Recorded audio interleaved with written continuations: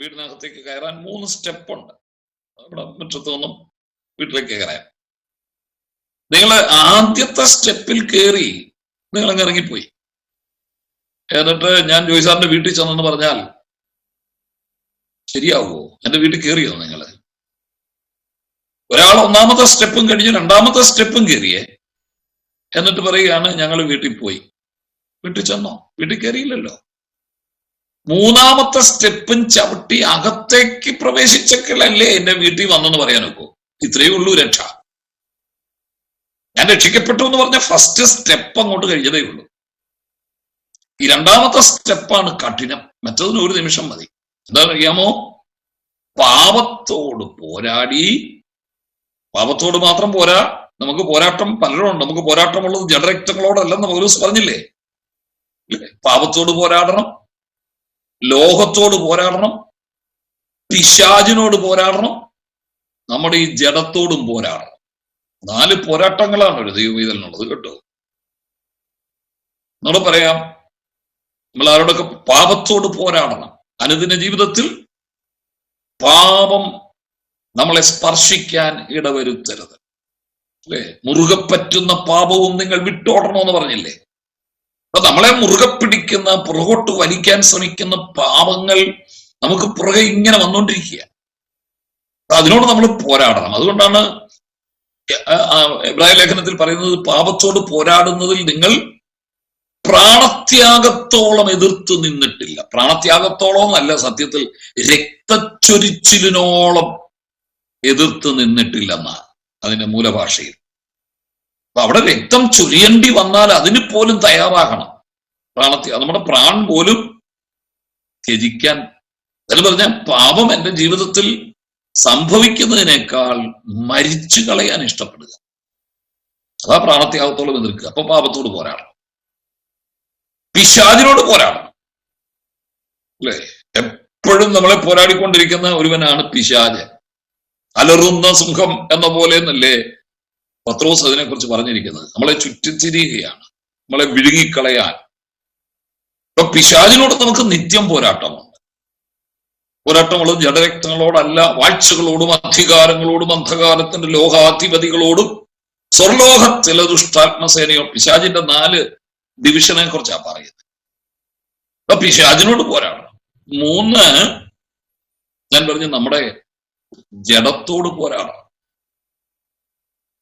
നാം രക്ഷിക്കപ്പെട്ടു എന്ന് പറഞ്ഞിട്ട് നമ്മുടെ ഈ ശരീരം വീണ്ടെടുക്കപ്പെട്ടിട്ടില്ല. നമ്മുടെ ആത്മാവിന്റെ വീണ്ടെടുപ്പ്, നമ്മുടെ ആത്മാവിനുള്ള വീണ്ടെടുപ്പിന്റെ ആദ്യത്തെ പടിയാണ് കഴിഞ്ഞത്. നമ്മുടെ ശരീരം ഇതുവരെ വീണ്ടെടുക്കപ്പെട്ടില്ല. ശരീരം വീണ്ടെടുക്കപ്പെടണമെങ്കിൽ നമ്മുടെ കർത്താവ് വരണം. അതുവരെ നമ്മുടെ ഈ ശരീരം പാപ സ്വഭാവമുള്ള ശരീരമാണ്. അതിനെ ജഡമെന്നാണ് വേദപുസ്തകത്തിൽ വിളിച്ചിരിക്കുന്നത്. ജഡസ്വഭാവം, പാപ സ്വഭാവം, വീണുപോയ സ്വഭാവം. അല്ലേ? പൗലോസ് അതിനെക്കുറിച്ച് റോമാലേഖനം 7-ാം അധ്യായത്തിലൊക്കെ ഞങ്ങൾ വായിക്കുന്നുണ്ട്. അല്ലെ? ഇതെന്നെ പാപത്തിലേക്ക് ബന്ധപ്പെടുത്തി കളയുന്നെന്നാണ് പറഞ്ഞത്. നമുക്കെപ്പോഴും പാപത്തിന്റെ ഒരു മോഹം നമ്മുടെ ഇടയിലുണ്ട്, നമ്മുടെ ഉള്ളിലുണ്ട്. അല്ലേ? ആത്മീയ കാര്യങ്ങളോട് ഒരാൾക്ക് താല്പര്യപ്പെടണമെങ്കിൽ അതിന് നമ്മൾ എന്ത് പ്രോത്സാഹനം കൊടുക്കണമെന്നറിയോ? ഞങ്ങൾ പാസ്റ്റർമാർക്കും അധ്യാപകർക്കും ഒക്കെ അറിയാം. എന്ത് പ്രോത്സാഹനം കൊടുത്താലാന്നറിയാവോ? സത്യം പറഞ്ഞാൽ ദൈവമക്കൾ ഇങ്ങനെ ദൈവകൃപയെ നിൽക്കുന്നേ. എത്ര യോഗം വെച്ച്, എത്ര ഉപവാസ പ്രാർത്ഥന വെച്ച്, ബൈബിൾ ക്ലാസ് വെക്കുന്നു, എന്തെല്ലാം പരിപാടികൾ വെക്കുന്നു. നമ്മളാണെങ്കിൽ സഭയിൽ ഒരു ഉപവാസ പ്രാർത്ഥന വെച്ചിട്ട് വേണം പോകാതിരിക്കാൻ എന്ന് പറഞ്ഞ് കാത്തിരിക്കുക. അല്ലാതെ പോകാതിരിക്കാൻ പറ്റുകയല്ലോ. ഉപവാസ പ്രാർത്ഥന വെച്ചിട്ടില്ലേ, വെക്കുമ്പോഴല്ലേ പോകാതിരിക്കാൻ പറ്റുള്ളൂ. അപ്പം ഈ പോകാതിരിക്കാൻ ഒരു കാരണം കണ്ടെത്താൻ നോക്കിയിരിക്കുക.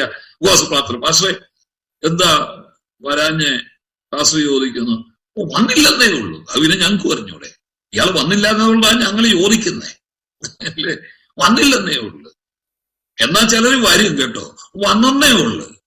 വലിയ പ്രയോജനമൊന്നുമില്ല. അവരിങ്ങനെ വന്ന് കുത്തിയിരുന്നതേ ഉള്ളൂ. അതുകൊണ്ട് വലിയ പ്രയോജനമൊന്നും ഇല്ല. ഞങ്ങളിങ്ങനെ പ്രോത്സാഹിപ്പിക്കുക. നിങ്ങൾ ശ്രദ്ധിച്ച ഈ നമ്മുടെ വിളയിലെ, തിരുവനന്തപുരക്കാരുടെ ഭാഷ പറഞ്ഞേക്കാം, നമ്മുടെ പറമ്പിൽ നമ്മള് മരച്ചീനി നട്ടു, കാച്ചിൽ നട്ടു, ചേന നട്ടു. അല്ലെ? എന്തും വളം കൊടുക്കണം, അതിന്റെ ഇടകളയ്ക്കണം, അല്ലെ? കളപറിക്കണം, വെള്ളം ഒഴിക്കണം.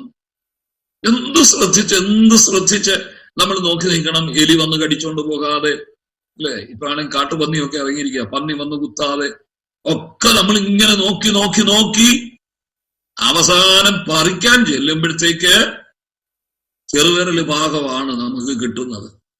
ഇങ്ങനെ ഒരു കുഞ്ഞു കാച്ചിക്കായ നമ്മളോർക്ക് എന്താ ദൈവമേ ഈ വളമെല്ലാം ഇട്ടത്, ഈ വെള്ളം ഒഴിച്ചത് എവിടെ പോയി? ചെറുവിരൽ ഭാഗത്തിൽ ഒരു നീളമുള്ള കുഞ്ഞു കപ്പ കഷ്ണം, ഇല്ലൊരു കാച്ചിക്ക കഷ്ണം കിട്ടി. അതേസമയം ഒരു വളവും നിങ്ങൾ ഇട്ടുകൊടുത്തില്ല, കള ആർത്ത് കയറി അങ്ങ് വളരുക. അപ്പൊ നമ്മൾ ഓർക്കേണ്ടത് ദൈവമേ ഇത് വളരുന്നത് പോലെ ഈ വളർന്നിരുന്നെങ്കിൽ നന്നായിരുന്നു. വിള വളരുകയല്ല, കള വളരും. കളയ്ക്ക് ഒരു വളവും വേണ്ട, ഒരു ശ്രദ്ധയും വേണ്ട, ആരും വെള്ളം ഒഴിച്ചു കൊടുക്കണം. ഇത് തന്നെയാണ് ഈ തിന്മ. നമ്മുടെ ജീവിതത്തിലെ പാപ സ്വഭാവം ഒരു പ്രേരണയും ഇല്ലെങ്കിലും അത് വളർന്നോളും. അതാണ് നമ്മുടെ സിൻഫുൾ നേച്ചർ, ഫോളൻ നേച്ചർ എന്നൊക്കെ അതിനെ വിളിക്കുന്നത് തിയോളജിയില്. വീണ സ്വഭാവം. ഏതൻ തോട്ടത്തിൽ വീണുപോയ സ്വഭാവം ഈ ശരീരത്തിൽ. അതാണ് ജഡത്തെ അതിന്റെ രാഗമോഹങ്ങളോടുകൂടി ക്രൂശിച്ചിരിക്കുന്നൊക്കെ പൗലോസ് പറഞ്ഞില്ലേ. ഇതിനകത്തൊരു രാഗവും ഒരു മോഹവും ഒക്കെ ഉണ്ട്. രാഗം എന്ന് പറഞ്ഞാൽ അനുരാഗമാണ് കേട്ടോ. ചില കാര്യങ്ങളോടുള്ള ആർത്തി, ചില കാര്യങ്ങളോടുള്ള ഇഷ്ടം, മോഹം ഇങ്ങനെ വർദ്ധിച്ചു വരികയാണ് കേട്ടോ. മോഹം. അതുകൊണ്ടാണല്ലോ 10 കൽപ്പനയിൽ അവസാനത്തത് മോഹിക്കരുതെന്ന് പറഞ്ഞത്. സത്യത്തിൽ നമ്മളെല്ലാം ഓരോ മോഹങ്ങളാണ് മനുഷ്യനെ നടത്തുന്നത്. പാപം ചെയ്യാനുള്ള മോഹം. ഇത് അവസാനം എന്തെയാ? മോഹം ഗർഭം ധരിച്ച് പാപത്തെ പ്രസവിക്കുന്നു, പാപം മുഴുത്തിട്ട് മരണത്തെ പെറുന്നു. യാക്കോബ് പറയുക ഈ മോഹം എന്ത് ചെയ്യുക? നമ്മളെ വീഴിക്കാൻ സാധിക്കും. അപ്പൊ ജഡത്തോട് പോരാടണം. മനസ്സിലായോ? ദൈവത്തിന് ഇഷ്ടമല്ലാത്ത കാര്യങ്ങൾ നമ്മുടെ ജഡം നമ്മളെ പ്രേരിപ്പിക്കുമ്പോൾ, നമ്മുടെ ജഡം അങ്ങോട്ട് വലിക്കുമ്പോൾ നമ്മൾ നേർക്കുനേർ നിന്ന് പോരാടണം. നേർക്കുനേർ നിന്ന് പോരാടാൻ തയ്യാറാകണം. ഇല്ല, എന്നെ കിട്ടുകയല്ല അതിന്. നമ്മുടെ ശരീരം നമ്മളോട് പറയുകയാണ് എല്ലാരും ഇങ്ങനെയൊക്കെയാണ്. അങ്ങനെയൊക്കെയാണല്ലോ പാപം ചെയ്യുന്നവർ പറയുന്നത്. പാപം ചെയ്യുന്നവർ കണ്ടെത്തുന്ന ഒരു ഒഴികഴിവാണല്ലോ, എല്ലാരും ഇങ്ങനെയൊക്കെയാന്നേ എന്ന് പറഞ്ഞു നമ്മൾ പോവുക പാപം ചെയ്യാൻ. അപ്പൊ നമ്മുടെ ഉള്ളിലുള്ള മനുഷ്യൻ, ആത്മാവ് നമ്മളെ വലിക്കണം. അവിടെ അപ്പൊ നമ്മൾ പാപത്തോട് പോരാടുക. അവസാനമായി ഈ ലോകത്തോട് പോരാടുക. ഈ ലോകം നമ്മളെ വഞ്ചിക്കുന്നതാ കേട്ടോ. ഏത് നിമിഷവും നമ്മളെ വലിച്ച് വീഴിക്കാൻ ശ്രമിക്കുകയാണ്. നിങ്ങള് ജോൺ ബനിയന്റെ പരദേശി മോക്ഷയാത്ര വായിച്ചിട്ടുണ്ടായിരിക്കാം അല്ലെ? അതിനകത്തൊരു വിശ്വാസിയും ഒരു ക്രിസ്ത്യാനിയും കൂടെ നടന്നു പോകുന്നുണ്ട്. അവരിങ്ങനെ നടന്ന് ചെല്ലുമ്പോൾ ഒരു വാനിറ്റി, ഒരു മായച്ചന്തയിലെത്തും. ഒരു മായച്ചന്ത, ഒരു വാനിറ്റി ഫെയർ, ഒരു മായച്ചന്തയിലെത്തുന്നത് നിങ്ങൾ വായിച്ചിട്ടുണ്ടായിരിക്കാം അല്ലെ? പരദേശി മോക്ഷയാത്ര വായിച്ചിട്ടില്ലെങ്കിൽ ഒന്ന് വായിക്കുന്നത് നല്ലതാണ് കേട്ടോ. മായച്ചന്തയിലെത്തും. മായച്ചന്ത എന്ന് പറഞ്ഞാൽ അവിടെ ഒത്തിരി ആകർഷണീയമായ വസ്തുക്കൾ കൂട്ടിയിട്ടിരിക്കുക, വില കുറഞ്ഞ വാങ്ങിക്കാൻ വേണ്ടി. അതാ മായച്ചന്ത, വാനിറ്റി ഫെയർ. എല്ലാം വെറും മായമാണ്, സത്യത്തിലെ ഒറിജിനലൊന്നും അല്ലത്. വില കുറഞ്ഞത്, പക്ഷേ കണ്ണിന് ആകർഷണീയമാണ് എന്ന് പറഞ്ഞതുപോലാണ് ഈ ലോകം. സത്യത്തിൽ ഈ ലോകം ഒരു മായച്ചന്തയാണ്. നമ്മളെ വഞ്ചിക്കുക, പലതിലേക്ക് നമ്മൾ എന്ത് ചെയ്യുക, നമ്മുടെ ശ്രദ്ധ തെറ്റിക്കുക. അപ്പൊ ഇങ്ങനെ പോരാടി വേണം നമ്മൾ നീക്കുക. അതുകൊണ്ട് ഞാൻ പറഞ്ഞ ഈ 2ാം സ്റ്റെപ്പ് വളരെ പ്രധാനപ്പെട്ടതാണ്. ഞാൻ രക്ഷിക്കപ്പെട്ടു എന്ന് പറഞ്ഞുകൊണ്ട് തീർന്നില്ല. അതുകൊണ്ടാണ് ഇതൊക്കെ നമ്മൾ പഠിക്കേണ്ടി വരുന്നത്. അപ്പൊ ഈ ഉപദേശ പഠനം എന്ത് ചെയ്യുന്നു? ഒന്ന്, ഞാൻ ചില പോയിന്റുകൾ ഓടിച്ച് പറയാനാണ് ശ്രമിക്കുന്നത്. ഇനി ഒരെണ്ണേ പറഞ്ഞോളെങ്കിലും അത് മതി.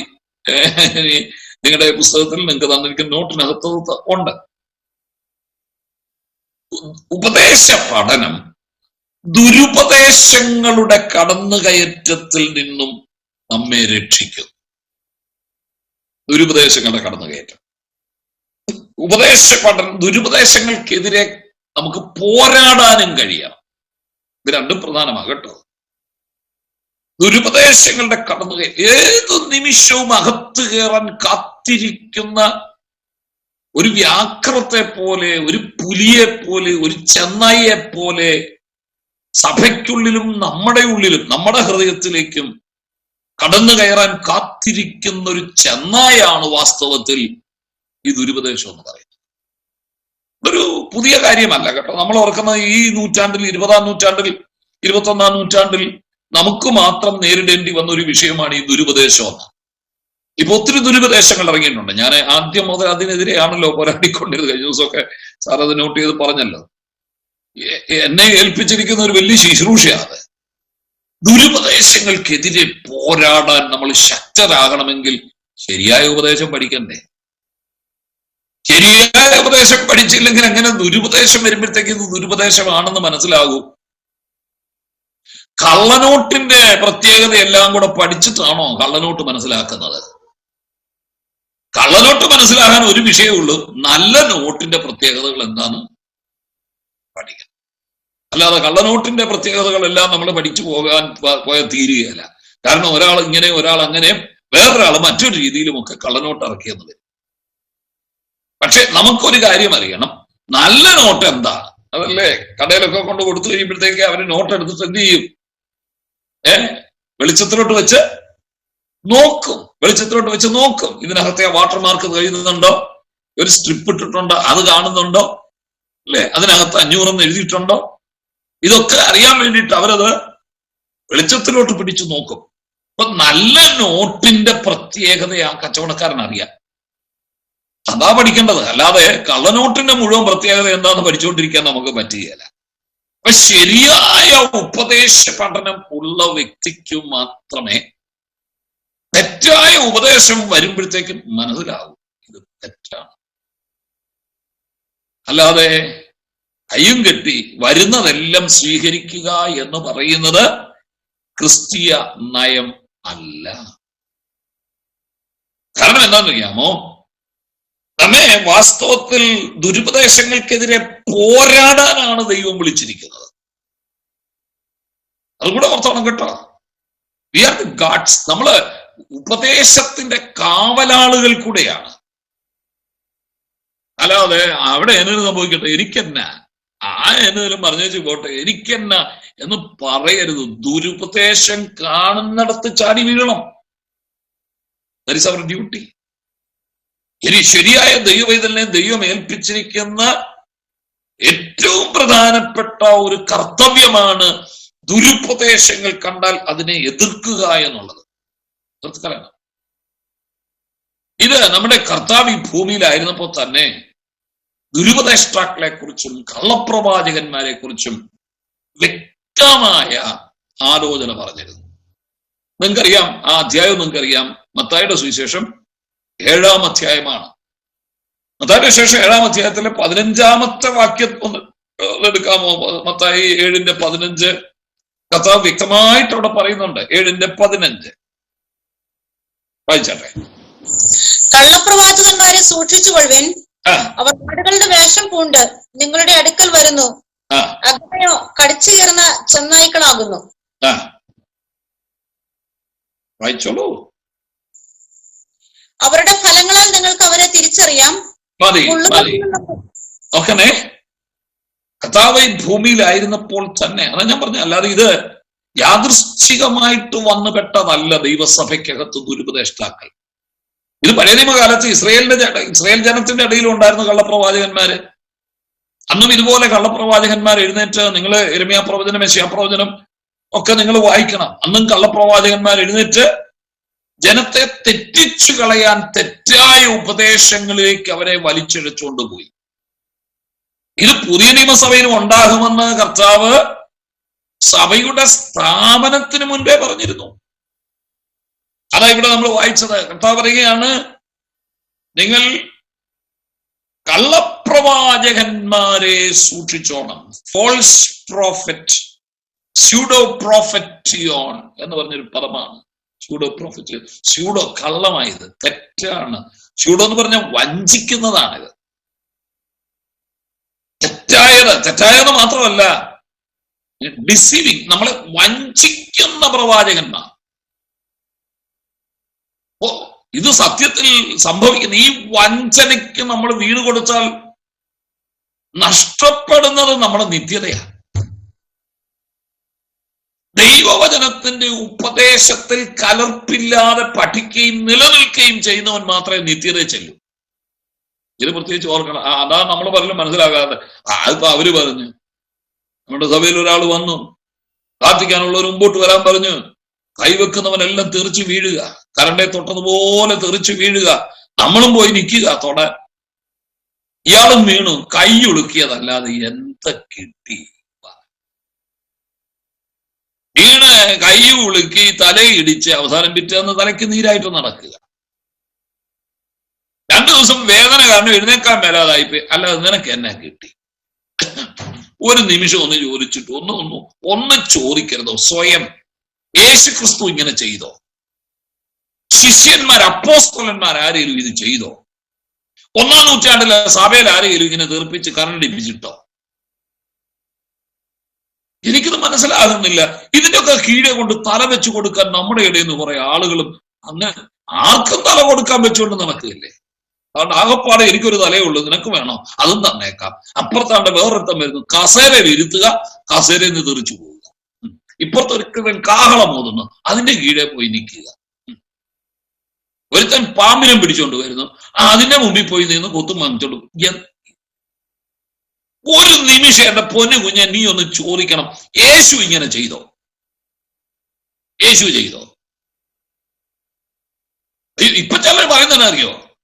യേശു പറഞ്ഞല്ലോ, ഞാൻ ചെയ്യുന്നതിനേക്കാൾ അധികം നിങ്ങൾ ചെയ്യുമെന്ന്. എന്റെ പൊന്നു കുഞ്ഞെ, കർത്താവ് ചെയ്യുന്നതിനേക്കാൾ അധികം ചെയ്യുമെന്ന് പറയുന്നതിന്റെ അർത്ഥം എന്താ? കർത്താവ് ചെയ്തതിന്റെ അയൽവക്കത്തൂടെ നിനക്ക് ചെയ്യാനുണ്ടോ? കർത്താവ് 4 പേരെ ചത്ത് കഴിഞ്ഞ് എഴുന്നേപ്പിച്ച്, മൂക്കിപ്പനി ഉള്ളവനെ എഴുന്നേപ്പിക്കാൻ പറ്റിയോ നിനക്കിത്? ഒരുത്തനെ മൂക്കിപ്പനി ഉള്ള ഒരുത്തനെ നിനക്ക് എഴുന്നേപ്പിക്കാൻ പറ്റിയോ? കർത്താവ് യായിറോസിനെ മകളെ ഉയർപ്പിച്ചു, അല്ലെ? ലാസറിനെ ഉയർപ്പിച്ചു. കർത്താവ് ഉയർപ്പിച്ചില്ലേ? ആ വിധവയുടെ മകനെ ഉയർപ്പിച്ചു. കർത്താവ് എത്ര പേരെ ഉയർപ്പിച്ചു? എടാ, നീ കർത്താവ് ചെയ്തതിനേക്കാൾ അപ്പുറം ചെയ്യും. നീ കർത്താവ് ചെയ്തത്ര പോലും ചെയ്തോ? നിനക്ക് ചോണയുണ്ട്, നീ അത് ചെയ്യും. ഒരുത്തനെങ്കിലും ഒന്ന് ഉയർപ്പിച്ച് കാണിക്കുക.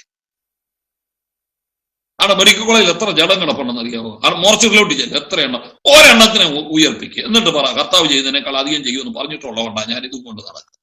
അത് വേണ്ട. കർത്താവ് ചെയ്തതിനേക്കാൾ അധികം ചെയ്യുക എന്ന് പറഞ്ഞ് ഒരുത്തനെ നിനക്ക് ഉയർപ്പിക്കണ്ട. പിന്നെന്താ? നിനക്ക് തള്ളിയിടണം, കാണുന്നവരെല്ലാം തള്ളിയിടണം. ഇതേത് ആത്മാവാന്ന് എനിക്ക് മനസ്സിലാകുന്നില്ല.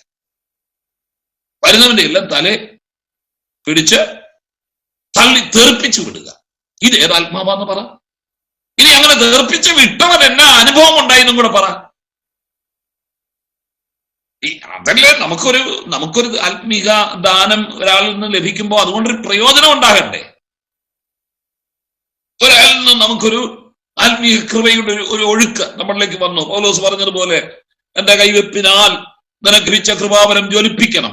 അങ്ങനെ ഒരു കൃപാവരം നിനക്ക് കിട്ടിയെങ്കിൽ നാളെ അതുകൊണ്ട് ദൈവസഭയിൽ നിനക്ക് പ്രയോജനപ്പെട്ടേനെ. എടാ, നീ തെറിച്ചു വീണപ്പോഴും നീ പാപം ചെയ്ത് നടക്കുക. തെറിച്ചു വീണ് കഴിഞ്ഞും നീ അത് തന്നെ ചെയ്യുക. തെറിച്ചു വീഴുന്നതിന് മുമ്പും നീ വേണ്ടാതിനെ സംസാരിച്ചുകൊണ്ട് നടക്കുക. തെറിച്ചു വീണ് കഴിഞ്ഞപ്പോ അതിനേക്കാൾ കൂടുതൽ സംസാരിക്കുക. നിനക്ക് എന്നെ ഗുണം ഉണ്ടായി വീണിട്ട്? അതുകൊണ്ടൊരു കാര്യം ചെയ്യേ, ദുരുപദേശം കാണുമ്പോഴത്തേക്ക് അതിന് എന്നിട്ട് പറയാ, അറിയാമോ? ഇവരെങ്ങനെ കള്ളപ്രവാചകന്മാരെ സൂക്ഷിക്കൊള്ളും. അവർ ആടുകളുടെ വേഷം പൂണ്ട് നിങ്ങളുടെ അടുക്കൽ വരുന്നു. ആടുകളുടെ വേഷം പൂണ്ടാ നമ്മുടെ അടുക്കൽ. ആടുകൾ ആരാ? ദൈവസഭയാ. നമ്മളെ ആടുകൾ ഇല്ലേ? നമ്മളെ ആടുകൾ അവന്റെ ശബ്ദം കേൾക്കാം. നമ്മളെ ആടുകൾ നമ്മുടെ വേഷം പൂണ്ട്. അല്ലാതെ നിങ്ങൾ ഓർക്കരുത് കേട്ടോ, ഈ കള്ളപ്രവാചകൻ വരുന്നത് മൊട്ടത്താല്, ഒരിടായുടെ പരസ്യം പോലെ കൊമ്പം മീശ, അമ്പ് പോലെ വാലും വെച്ചോണ്ടാണ് നമ്മുടെ ഇടയിലോട്ട് കയറി വരുന്നതെന്ന് നിങ്ങൾ ആരും വിചാരിക്കരുത്. അവന് പ്രത്യേക ഷേപ്പൊന്നും ഇല്ല. എന്നെ ഷായിസാറിനെയൊക്കെ പോലെ തന്നെ എല്ലാവരും ഇരിക്കുന്നേ. ചിലപ്പോ ഇതിനേക്കാൾ ഞങ്ങളെക്കാൾ മെച്ചമായിരിക്കും. കാരണം ഇവൻ നാഴികയ്ക്ക് 40 വട്ടം അമേരിക്കയിൽ പോകുന്നുണ്ട്. ഫ്ലൈറ്റ് വാങ്ങാൻ നേരവും ഇല്ല. പിന്നെ ഞങ്ങളെക്കാൾ കളറും കാണും. കാരണം കൂടുതൽ AC യിലാണല്ലോ ഇരിക്കുന്നത്. എടാ, ഞങ്ങള് ആസ്പെറ്റോ ഷീറ്റിന്റെ കീഴെ യോഗം നടത്തുന്നവരാ. ഹോളിന്റെ മുകളിൽ ആസ്പെറ്റോ ഷീറ്റാണ്. അല്ല, ഇനി വാർക്ക കെട്ടിടമാണ് ആരാധനാലയ്ക്ക് തരുന്നെങ്കിലും നമ്മുടെ പാർസലേജ് മുഴുവൻ ഷീറ്റിട്ട്, ആസ്പെറ്റോ ഷീറ്റിട്ട് മുകളിലല്ലേ ഞങ്ങൾക്ക് തരുന്നത്. ഉപദേശിമാരെല്ലാം ഷീറ്റിന്റെ കീഴിലാണ് കിടക്കുന്നത്. ചൂടുകാലത്തിന്റെ ഞാൻ കുറെ കിടന്നുകൊണ്ടായി പറയുന്നത്. അതെങ്കിലും കിട്ടിയല്ലോ, ചിലയിടത്ത് അതും ഇല്ലായിരുന്നു. ഞങ്ങൾ ഈ കരി പോലെ ഇരിക്കുന്നതെന്നറിയോ? കൊണ്ട് മറ്റത് AC കാറിന് കയറിയാൽ AC ഫ്ലൈറ്റിലോട്ട്, AC ഫ്ലൈറ്റിന് പോയാൽ AC കെട്ടിടത്തിലോട്ട്. അപ്പൊ ഞങ്ങളൊക്കെ നിറമുണ്ട് കേട്ടോ. അത് ഓർക്കരുത്, ഞങ്ങളെയൊക്കെ പോലെ തന്നെ ഇരിക്കുന്നുള്ളൂ. ആടുകളുടെ വേഷം പൂണ്ടാണ്. പുറമെ നോക്കിയാലുണ്ടല്ലോ ഈ വേഷമൊക്കെ കണ്ട ഒരുപോലെ.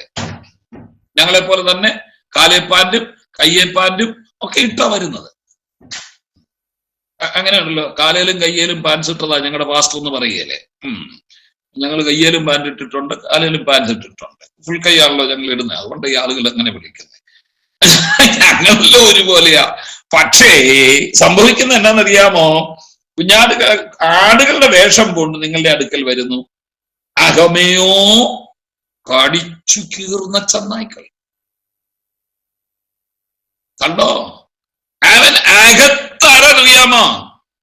ലൂക്കോസ് എന്ന് പറയും. ലൂക്കോസ് എന്നുള്ള പേരായി ചെന്നായി കേട്ടോ. അതുകൊണ്ട് ലൂക്കോസിനെ എല്ലാം ചെന്നായി എന്ന് കയറി വിളിച്ചേക്കരുത്. ലൂക്കോസ് എന്ന് വെച്ച് ചെന്നായി എന്നാണ്. കടിച്ചീർന്ന റാവനസ്, ആർത്തി പൂണ്ട് ആടുകളെ കടിച്ചു കീറും. എന്നിട്ട് എവിടെയാ നിൽക്കുന്നറിയാമോ? ആടുകളുടെ ഇടയ്ക്ക. എന്തോ വേഷം ഇട്ടിരിക്കുന്നത് എന്നതാ? ആടിന്റെ വേഷം. അകത്തന്നതാ കടിച്ചു കീറുന്ന ചെന്നായി. ഇത് വളരെ കർത്താവിന്റെ ഈ ഒരൊറ്റ പറച്ചിലുണ്ടല്ലോ, ഈ ഒരൊറ്റ പ്രയോഗമില്ലേ, ഇതൊന്ന് ലോകപ്രസിദ്ധമാണ്. ലോക സാഹിത്യത്തിൽ വളരെ പ്രസിദ്ധമായ ഒരു ശൈലിയാണ് a wolf in sheep's clothing. ആട്ടിൻ തോലടിഞ്ഞ ചെന്നായി. നിങ്ങൾ കേട്ടിട്ടില്ലേ? സാഹിത്യത്തിലൊക്കെ ഉണ്ട്, അങ്ങനെയുള്ള പുസ്തകങ്ങൾ വരെ എഴുതിപ്പെട്ടിട്ടുണ്ട്. ലോകത്തുള്ള ഇന്ന് സകലമാന ജാതികൾക്കും യേശുവിനെ പോലും ശരിയായിട്ട് അറിയാമല്ലെങ്കിൽ ഈ ശൈലി അറിയാം. ആട്ടിൻ തോലണിഞ്ഞ ചെന്നായി. കപടവേലക്കാരെ, കപടന്മാരെ കുറിച്ച് പറയാൻ ഉദ്ദേശിക്കുന്നതാണ് ആട്ടിൻ തോലണിഞ്ഞ ചെന്നായി. എന്താ? വേഷം ആടിൻ്റെതായത് കൊണ്ട് പെട്ടെന്ന് നമ്മൾ തിരിച്ചറിയുകയില്ല. ഇത് കർത്താവ് അന്ന് പറഞ്ഞതാണ്. അവരുടെ പ്രത്യേകത എന്താന്ന് പറയാൻ നേരമില്ല, ഞാൻ ഒരിക്കൽ പറഞ്ഞതാന്ന് തോന്നുന്നു. അവരും എന്ത് ചെയ്യുക? രോഗികളെ സൗഖ്യമാക്കി, ഭൂതങ്ങളെ ഇറക്കി, വീര്യപ്രവൃത്തികൾ ചെയ്തു എന്നെല്ലാം താഴേക്ക് പറയുന്നുണ്ട്. കണ്ടോ? അതിന് 21 കണ്ടോ? എന്നോട് കർത്താവേ കർത്താവേ എന്ന് പറയുന്നവൻ ഏവനുമല്ല, സ്വർഗസ്ഥനായ എന്റെ പിതാവിന്റെ ഇഷ്ടം ചെയ്യുന്നവൻ അത്രേ സ്വർഗരാജ്യത്തിൽ കിടക്കുന്നത്. കർത്താവേ കർത്താവേ, നിന്റെ നാമത്തിൽ ഞങ്ങൾ പ്രവചിച്ചു, നിന്റെ നാമത്തിൽ ഞങ്ങൾ ഭൂതങ്ങളെ പുറത്താക്കി, നിന്റെ നാമത്തിൽ വളരെ വീര്യപ്രവൃത്തികൾ പ്രവർത്തിച്ചു. കണ്ടോ? ഈ പ്രവർത്തിക്കുകയും ചെയ്തില്ലയോ എന്ന് പറഞ്ഞ് പലരും ആ നാളിൽ എന്നോട് പറയും. അന്ന് ഞാൻ അവരോട്, ഞാൻ ഒരു നാള് നിങ്ങളെ അറിഞ്ഞിട്ടേ. ഇതാ ചെന്നായിയുടെ പണി. എന്താണെന്നറിയാമോ? അവസാന നാളിൽ അവർ യേശുവിന്റെ അടുക്ക വരുമെന്നാ പറഞ്ഞേ. നിന്റെ നാമത്തിൽ. അപ്പൊ അവരും പ്രവചിച്ചത് ഏത് നാമത്തിലാ? ഭൂതങ്ങളെ പുറത്താക്കിയത് ഏത് നാമത്തിലാ? യേശുവിന്റെ നാമത്തിൽ. പുറത്താക്കാൻ ശ്രമിച്ചെന്നല്ല, അവരും പുറത്താക്കിയെന്ന. കണ്ടോ? അവനിൽ വ്യാപരിക്കുന്നത് ദൈവാത്മാവല്ല, സത്യത്തിൽ പിശാചിന്റെ ആത്മാവാ, ദൂരാത്മാവാ. പക്ഷെ ആ ദുരാത്മാവിനെ വെച്ച് അവനും എന്ത് ചെയ്തു? ഭൂതങ്ങളെ പുറത്താക്കി. ഇതുകൊണ്ടാ വഞ്ചിക്കരുത് കേട്ടോ. യേശുവിന്റെ നാമം പറഞ്ഞാ വരുന്നത്. നമ്മളെ പോലൊക്കെ തന്നെയാ ഇരിക്കുന്നത്. പക്ഷേ യേശു എന്നൊരു പറച്ചിൽ പറയും, ഞാൻ നിങ്ങളെ അറിയുന്നില്ലെന്നല്ല, നിങ്ങൾ അവിടെ ശ്രദ്ധിച്ചാൽ അറിയാം, ഭൂതകാലത്തിലാ പറഞ്ഞത്, അറിഞ്ഞിട്ടില്ല എന്ന് പറഞ്ഞ എന്റെ നാമം ചൊല്ലി നീ ഭൂതങ്ങളെ പുറത്താക്കിയപ്പോഴും, എന്റെ നാമം ചൊല്ലി മരിച്ചവരെ ഉയർപ്പിച്ചപ്പോഴും, എന്റെ നാമം ചൊല്ലി എന്താ നീ രോഗികളെ ആക്കിയപ്പോഴും ഞാൻ അറിഞ്ഞില്ല. എന്റെ അറിവോ സമ്മതോ ഇല്ലായിരുന്നു. അപ്പൊ ഞാൻ ചോദിക്കട്ടെ, ഭൂതങ്ങളെ പുറത്താക്കി എന്നല്ലേ പറഞ്ഞത്? അപ്പൊ ഇവനെ ഈ യേശുവിന്റെ നാമം ചൊല്ലി ഭൂതങ്ങളെ പുറത്താക്കിയെങ്കിൽ അതിന്റെ പിന്നിൽ വ്യാപരിച്ച ശക്തി ഏതായിരുന്നു? ഏതായിരുന്നു? പൈശാചിക ശക്തി. പിശാചിന് അങ്ങനെ വരാം. പിശാച് വേഷം മാറി വരും. വെളിച്ചദൂതന്റെ വേഷം അവൻ എടുക്കുമല്ലോ. വെളിച്ചദൂതന്റെ നമ്മുടെ കർത്താവ് തന്നെയാ. വെളിച്ചദൂതന്റെ വേഷത്തിൽ വരികയല്ലേ, കർത്താവിന്റെ വേഷം ചൊല്ലി. അപ്പൊ യേശുവിന്റെ നാമം ചൊല്ലി വരും. ഇതുകൊണ്ട് ഈ കാണുന്നവരെല്ലാം കയറി അങ്ങ് വിശ്വസിക്കരുത്. ദൈവമക്കൾക്ക് അങ്ങനെ ഒരു കുഴപ്പമാണ്. നിങ്ങൾ പ്രാവിനെ പോലെ ബുദ്ധിയുള്ളവരായിരിക്കണമെന്ന്, നിഷ്കളങ്കരും പാമ്പിനെ പോലെ ബുദ്ധിയുള്ളവരുമായിരിക്കണം. നമ്മള് ആത്മീയ കാര്യങ്ങളിൽ കുറെ അധികം ബുദ്ധി എല്ലാം കേട്ട് നമ്മളങ്ങ് സ്വതന്ത്രലിയ പറഞ്ഞ് കൈയടിച്ചു വിടരുത്. വചനവുമായിട്ട് ഉപദേശവുമായിട്ട് തട്ടിച്ചു നോക്കണം. ഉപദേശത്തിൽ കാണാത്തതും വചനത്തിൽ ഇല്ലാത്തതും അവൻ ചത്തവനെ ഉയർപ്പിച്ചെന്ന് പറഞ്ഞാലും അവന് കൈ കൊടുക്കാൻ പോകരുത്. അവന്റെ കൈയുടെ കീഴെ കൊണ്ട് തല വെച്ചു കൊടുക്കാനും പോകരുത്. അവന്റെ അനുഗ്രഹം നമുക്ക് വേണ്ട. കാരണം എന്താണെന്നറിയാമോ? ഇവൻ നിമിത്തം നമ്മുടെ നിത്യതയും നഷ്ടപ്പെടും. ഇതിന്റെ പുറകെ പോയിട്ട് അവസാനം നമുക്ക് നഷ്ടപ്പെടുന്ന ഏതാ? നമ്മുടെ നിത്യതയാണ്. എന്റെ പൊന്നുകുഞ്ഞെ, എന്റെ സൂക്കേട് മാറിയില്ലേലും, എന്റെ കടഭാരം തീർന്നില്ലേലും, എനിക്ക് നല്ല വീട് കിട്ടിയില്ലേലും, BMW കാർ കിട്ടിയില്ലേലും, എനിക്ക് എങ്ങനെങ്കിലും ആ നിത്യതയിൽ ചെന്നാ മതി. ആ ഒറ്റ ആഗ്രഹത്തിലായി നടക്കുന്നത്. അതിനെ തടയുന്നതൊന്നും, അതിന് തടസ്സം വരുന്നതൊന്നും എന്റെ ജീവിതത്തിൽ എനിക്ക് വേണം. ഞാൻ സമയമുണ്ടെങ്കിലേക്ക് വരാം, പോട്ടെ. അപ്പൊ കർത്താവ് ഈ ഭൂമിയിലായിരുന്നപ്പോൾ തന്നെ ദുരുപദേഷ്ടാക്കളെ കുറിച്ചും കള്ളപ്രവാചകന്മാരെ കുറിച്ചും വ്യക്തമായി പഠിപ്പിച്ചിരുന്നു. അവരെ എങ്ങനെ അറിയാമെന്നോട് പറഞ്ഞിട്ടുണ്ട്. അവരുടെ ഫലങ്ങളിൽ നിങ്ങൾക്ക് അവരെ അറിയാം. ഞാനത് വായിപ്പിച്ചു. പക്ഷെ ഇപ്പൊ അതിലേക്ക് കയറിയാൽ എനിക്ക് ഇത് ഞാൻ ഉദ്ദേശിക്കുന്നത് പോലും പറയാൻ പറ്റാതെ വരും. അങ്ങനെ ഒരു സബ്ജക്ട് ദൈവം അനുവദിച്ച മറ്റെപ്പോഴെങ്കിലും ആട്ടെ, കള്ളപ്രവാചകന്മാരെ എങ്ങനെ തിരിച്ചറിയാം. അത് പഠിച്ചിരുന്നത് നല്ലതായിരുന്നല്ലേ? സഭയ്ക്ക് അത് കയറി വരുന്നതിനെല്ലാം നമുക്ക് സ്വീകരിക്കേണ്ട. കള്ളപ്രവാചകനെ എങ്ങനെ തിരിച്ചറിയാമെന്നും വ്യക്തമായി വേദപുസ്തകം പറയുന്നുണ്ട്. അത് പഠിപ്പിക്കാൻ നേരമില്ല. അപ്പൊ ഉപദേശ പഠനം കൊണ്ട് നമുക്ക് എന്താണെന്നറിയാമോ? ഇത്തരം ആളുകളെ തിരിച്ചറിയാം. ഇത് യേശുക്രിസ്തു മാത്രമല്ല, അപ്പോസ്തലനായ പൗലോസ് ഭൂമിയിലായിരുന്നപ്പോൾ തന്റെ ശുശ്രൂഷയുടെ അവസാന കാലവും എന്ന് പറഞ്ഞിട്ടുണ്ട്. അപ്പോസ്തല പ്രവൃത്തി 20-ാം അധ്യായം എടുത്ത് 20, അപ്പോസ്തല പ്രവൃത്തി 20 എടുത്ത് 29-ഉം 30-ഉം ഒന്ന് വായിച്ച്.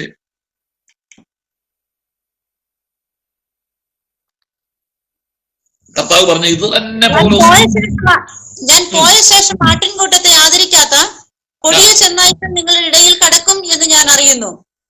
ശിഷ്യന്മാരെ തങ്ങളുടെ പിന്നാലെ വലിച്ചു കളവാനായി വിപരീതോപദേശം പ്രസ്താവിക്കുന്ന പുരുഷന്മാർ നിങ്ങളുടെ ഇടയിൽ നിന്നും എഴുന്നേൽക്കും. പൗലോസിന് ഇത് ഓർപ്പിച്ചു. എഫേസോസിലോട്ട് പൗലോസ് യാത്ര, രണ്ടാം മിഷണറി യാത്ര ഇതിന് ചെയ്തുകൊണ്ടിരിക്കുമ്പോൾ മിലേത്തോസിൽ വന്നപ്പോഴത്തേക്ക് എന്ത് ചെയ്യുന്നറിയാമോ? നേരത്തെ എഫേസോസിൽ ചെന്നതാ. എഫേസോസിൽ ചെന്ന് സഭയെ സ്ഥാപിച്ചതാ. അവിടെ ഒരു കൂട്ടം വിശ്വാസികളുമുണ്ട്. അപ്പൊ അങ്ങോട്ട് പോകാൻ നേരമില്ല. അതുകൊണ്ട് മിലേത്തോസിൽ നിന്നും ആള് വിട്ടിട്ട് എഫേസോസിലെ മൂപ്പന്മാരെ ഇങ്ങോട്ട് വരുത്തി. സമയമില്ലല്ലോ, സെൻട്രൽ പാസ്റ്ററല്ലേ. അപ്പൊ അതുകൊണ്ട് നിങ്ങളെല്ലാം കൂടെ ഇങ്ങോട്ട് വരാൻ പറഞ്ഞ് അവര് ചെന്നു. അപ്പൊ അവരോട് പ്രസംഗിക്കുക പൗലോസ്. പ്രസംഗിച്ചപ്പോഴാ പറഞ്ഞത്, എന്താ, ഞാൻ പോയ ശേഷം, ഞാൻ ഇവിടെ നിന്ന് പോയി കഴിഞ്ഞേ ആട്ടിൻകൂട്ടത്തെ ആദരിക്കാത്ത കൊടിയ ചെന്നായ്ക്കൾ നിങ്ങളുടെ ഇടയിൽ കടക്കും എന്ന് പറഞ്ഞാൽ ദൈവസഭയെ ആദരിക്കുന്നില്ല, സഭയോട് ബഹുമാനമില്ല. ഒരു കുഞ്ഞു കുട്ടി, അവരെത്ര ദരിദ്രനാണെങ്കിലും കർത്താവിനെ സ്വീകരിച്ചതാണെങ്കിൽ എനിക്കും നിനക്കും ഒരേ സ്ഥാനമാണ് ദൈവത്തിനും. ഇത് അങ്ങനെയാണെന്ന് വേണ്ടെന്ന്. സഹോദരന്മാരെ ആദരിക്കാത്തവര്, ദൈവമക്കളോട് ഒരു സ്നേഹമോ ബഹുമാനമോ ഇല്ല. ചിലരോട് കാശുള്ളവരോടുണ്ട് കേട്ടോ.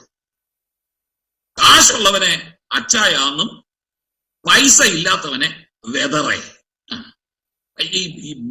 എനിക്ക് ആ ഒരു വാക്ക് കേൾക്കുന്നതേ എനിക്ക് എന്റെ സർവാംഗം കലിതുള്ളി വരും. ബ്രദർ എന്ന് വിളിച്ചോ, നല്ല പദമാണ്. ബ്രദർ എന്ന് പറഞ്ഞ സഹോദരൻ.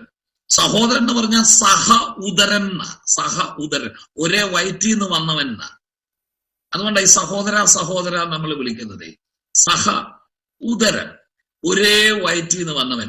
സത്യത്തിൽ ഈ എബ്രായനുണ്ടല്ലോ, യഹൂദൻ ഒരിക്കലും പുറജാതിയെ സഹോദരൻ എന്ന് വിളിക്കുകയില്ല. മനസ്സിലായോ? കാരണം പുറജാതികളെ യഹൂദൻ കരുതുന്നത് എങ്ങനെയാ? പുറജാതി നായ്ക്കൽ എന്നല്ലേ വിളിക്കുന്നേ. അതുകൊണ്ട് യഹൂദമതത്തിൽ നിന്നല്ലാതെ ആരെങ്കിലും വിശ്വാസത്തിൽ വന്നിട്ടുണ്ടെങ്കിൽ അവരെ സഹോദരൻ എന്ന് വിളിക്കാൻ നോക്കുവോ? യഹൂദനെ മാത്രം സഹോദരൻ, ഒരുമിച്ചിരുന്ന് ഭക്ഷണവും കഴിക്കും സഹോദരൻ. അല്ലാത്തവനോട് യാതൊരു ബന്ധവുമില്ല. അവരെ നായ്ക്കള്, പട്ടി, പുറജാതി പട്ടി എന്നല്ലേ വിളിക്കുന്നത്. ആ പൗലോസാണ് വിശ്വാസത്തിൽ വന്നു കഴിഞ്ഞപ്പോഴത്തേക്ക് സഹോദര നല്ല പദമാണ് കേട്ടോ. പക്ഷേ ഇന്ന് നമ്മളിത് ഈ സഹോദരൻ എന്നുള്ള പദം ആരെ വിളിക്കാനാ? തന്നിൽ താണവൻ. ഏതാ? പൈസ കൊണ്ടും ജാതി കൊണ്ടും വർഗം കൊണ്ടും തന്നെക്കാൾ താണവനെ വിളിക്കാൻ ഉപയോഗിക്കും. തന്നോളമുള്ളവനെ വിളിക്കുന്നത് അക്ഷയൻ. എടാ അയ്യോ, ആ അക്ഷയന്റെ വിളി എന്തൊരു ആകർഷണീയമാണെന്ന്. അക്ഷയനെ ഞാൻ വിചാരിച്ചു അക്ഷയൻ. അല്ലാത്തവനെ കണ്ടു കഴിഞ്ഞാൽ വെതറേ. ബ്രദർ എന്നാണേലും കുഴപ്പമില്ല, പിന്നെ എന്നാ ഉണ്ട് വെതറേ. എനിക്ക് അങ്ങനെ ഒരു വെതറാകാൻ ഇഷ്ടമില്ല. സഹോദര എന്ന് വിളിച്ച കുഴപ്പമില്ല, സഹോര.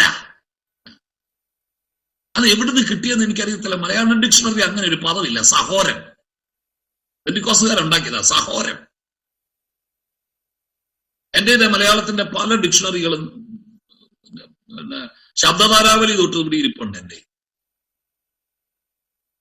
ആധികാരികമായി മലയാളത്തിന്റെ ഏറ്റവും ആധികാരികമായ ഡിക്ഷണറികൾ എന്റെ കയ്യിലുണ്ട്. കാരണം എഴുത്തൊക്കെ ഉള്ളതുകൊണ്ട് ഞാനിതെല്ലാം വാങ്ങിച്ചു കൂട്ടും. ഇംഗ്ലീഷും ഉണ്ട്, ഗ്രീക്കും ഉണ്ട്, ഹീബ്രു ഉണ്ട്, ഇതെല്ലാം എന്റെ കയ്യിലുണ്ട്.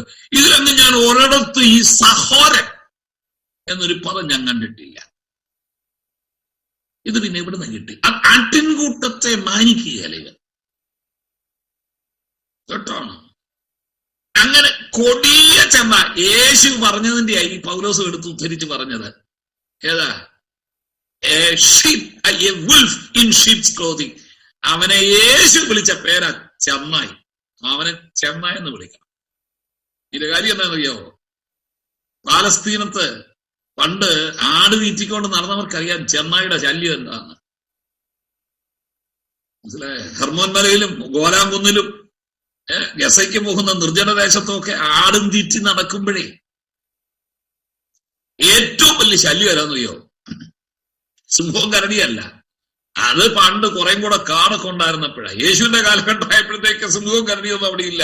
അത് ദാവീദിന്റെയൊക്കെ കാലഘട്ടത്തിൽ ആട് തീറ്റാൻ ചെന്നപ്പം സിംഹം ചാടി വന്നതും കരടി ചാടി വന്നതും.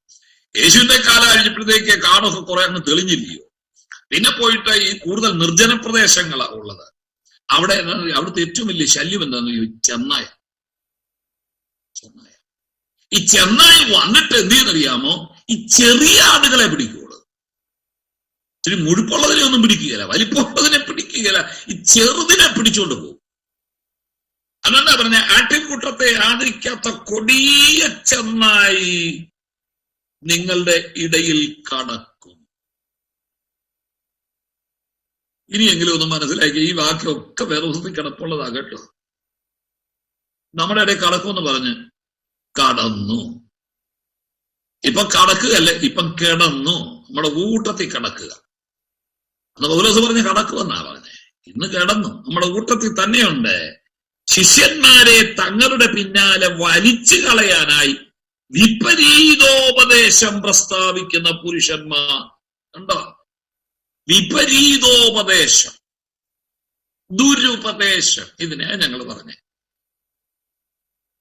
വിപരീതമായ ഉപദേശം, അഥവാ അതിനെയാണ് നമ്മൾ സ്യൂഡോഡിഡാസ്കലിയ എന്ന് പറഞ്ഞ് ദുരുപദേശം പ്രസംഗിക്കുന്ന പുരുഷന്മാർ നിങ്ങളുടെ ഇടയിൽ നിന്നും എഴുന്നേക്കും. അവനെ വിദേശത്തിൽ നിന്ന് ഇറക്കുമതി ചെയ്യുന്നവനല്ല, അന്യനാട്ടിൽ നിന്ന് വരുന്നവനല്ല, നിങ്ങളുടെ ഇടയെന്ന്.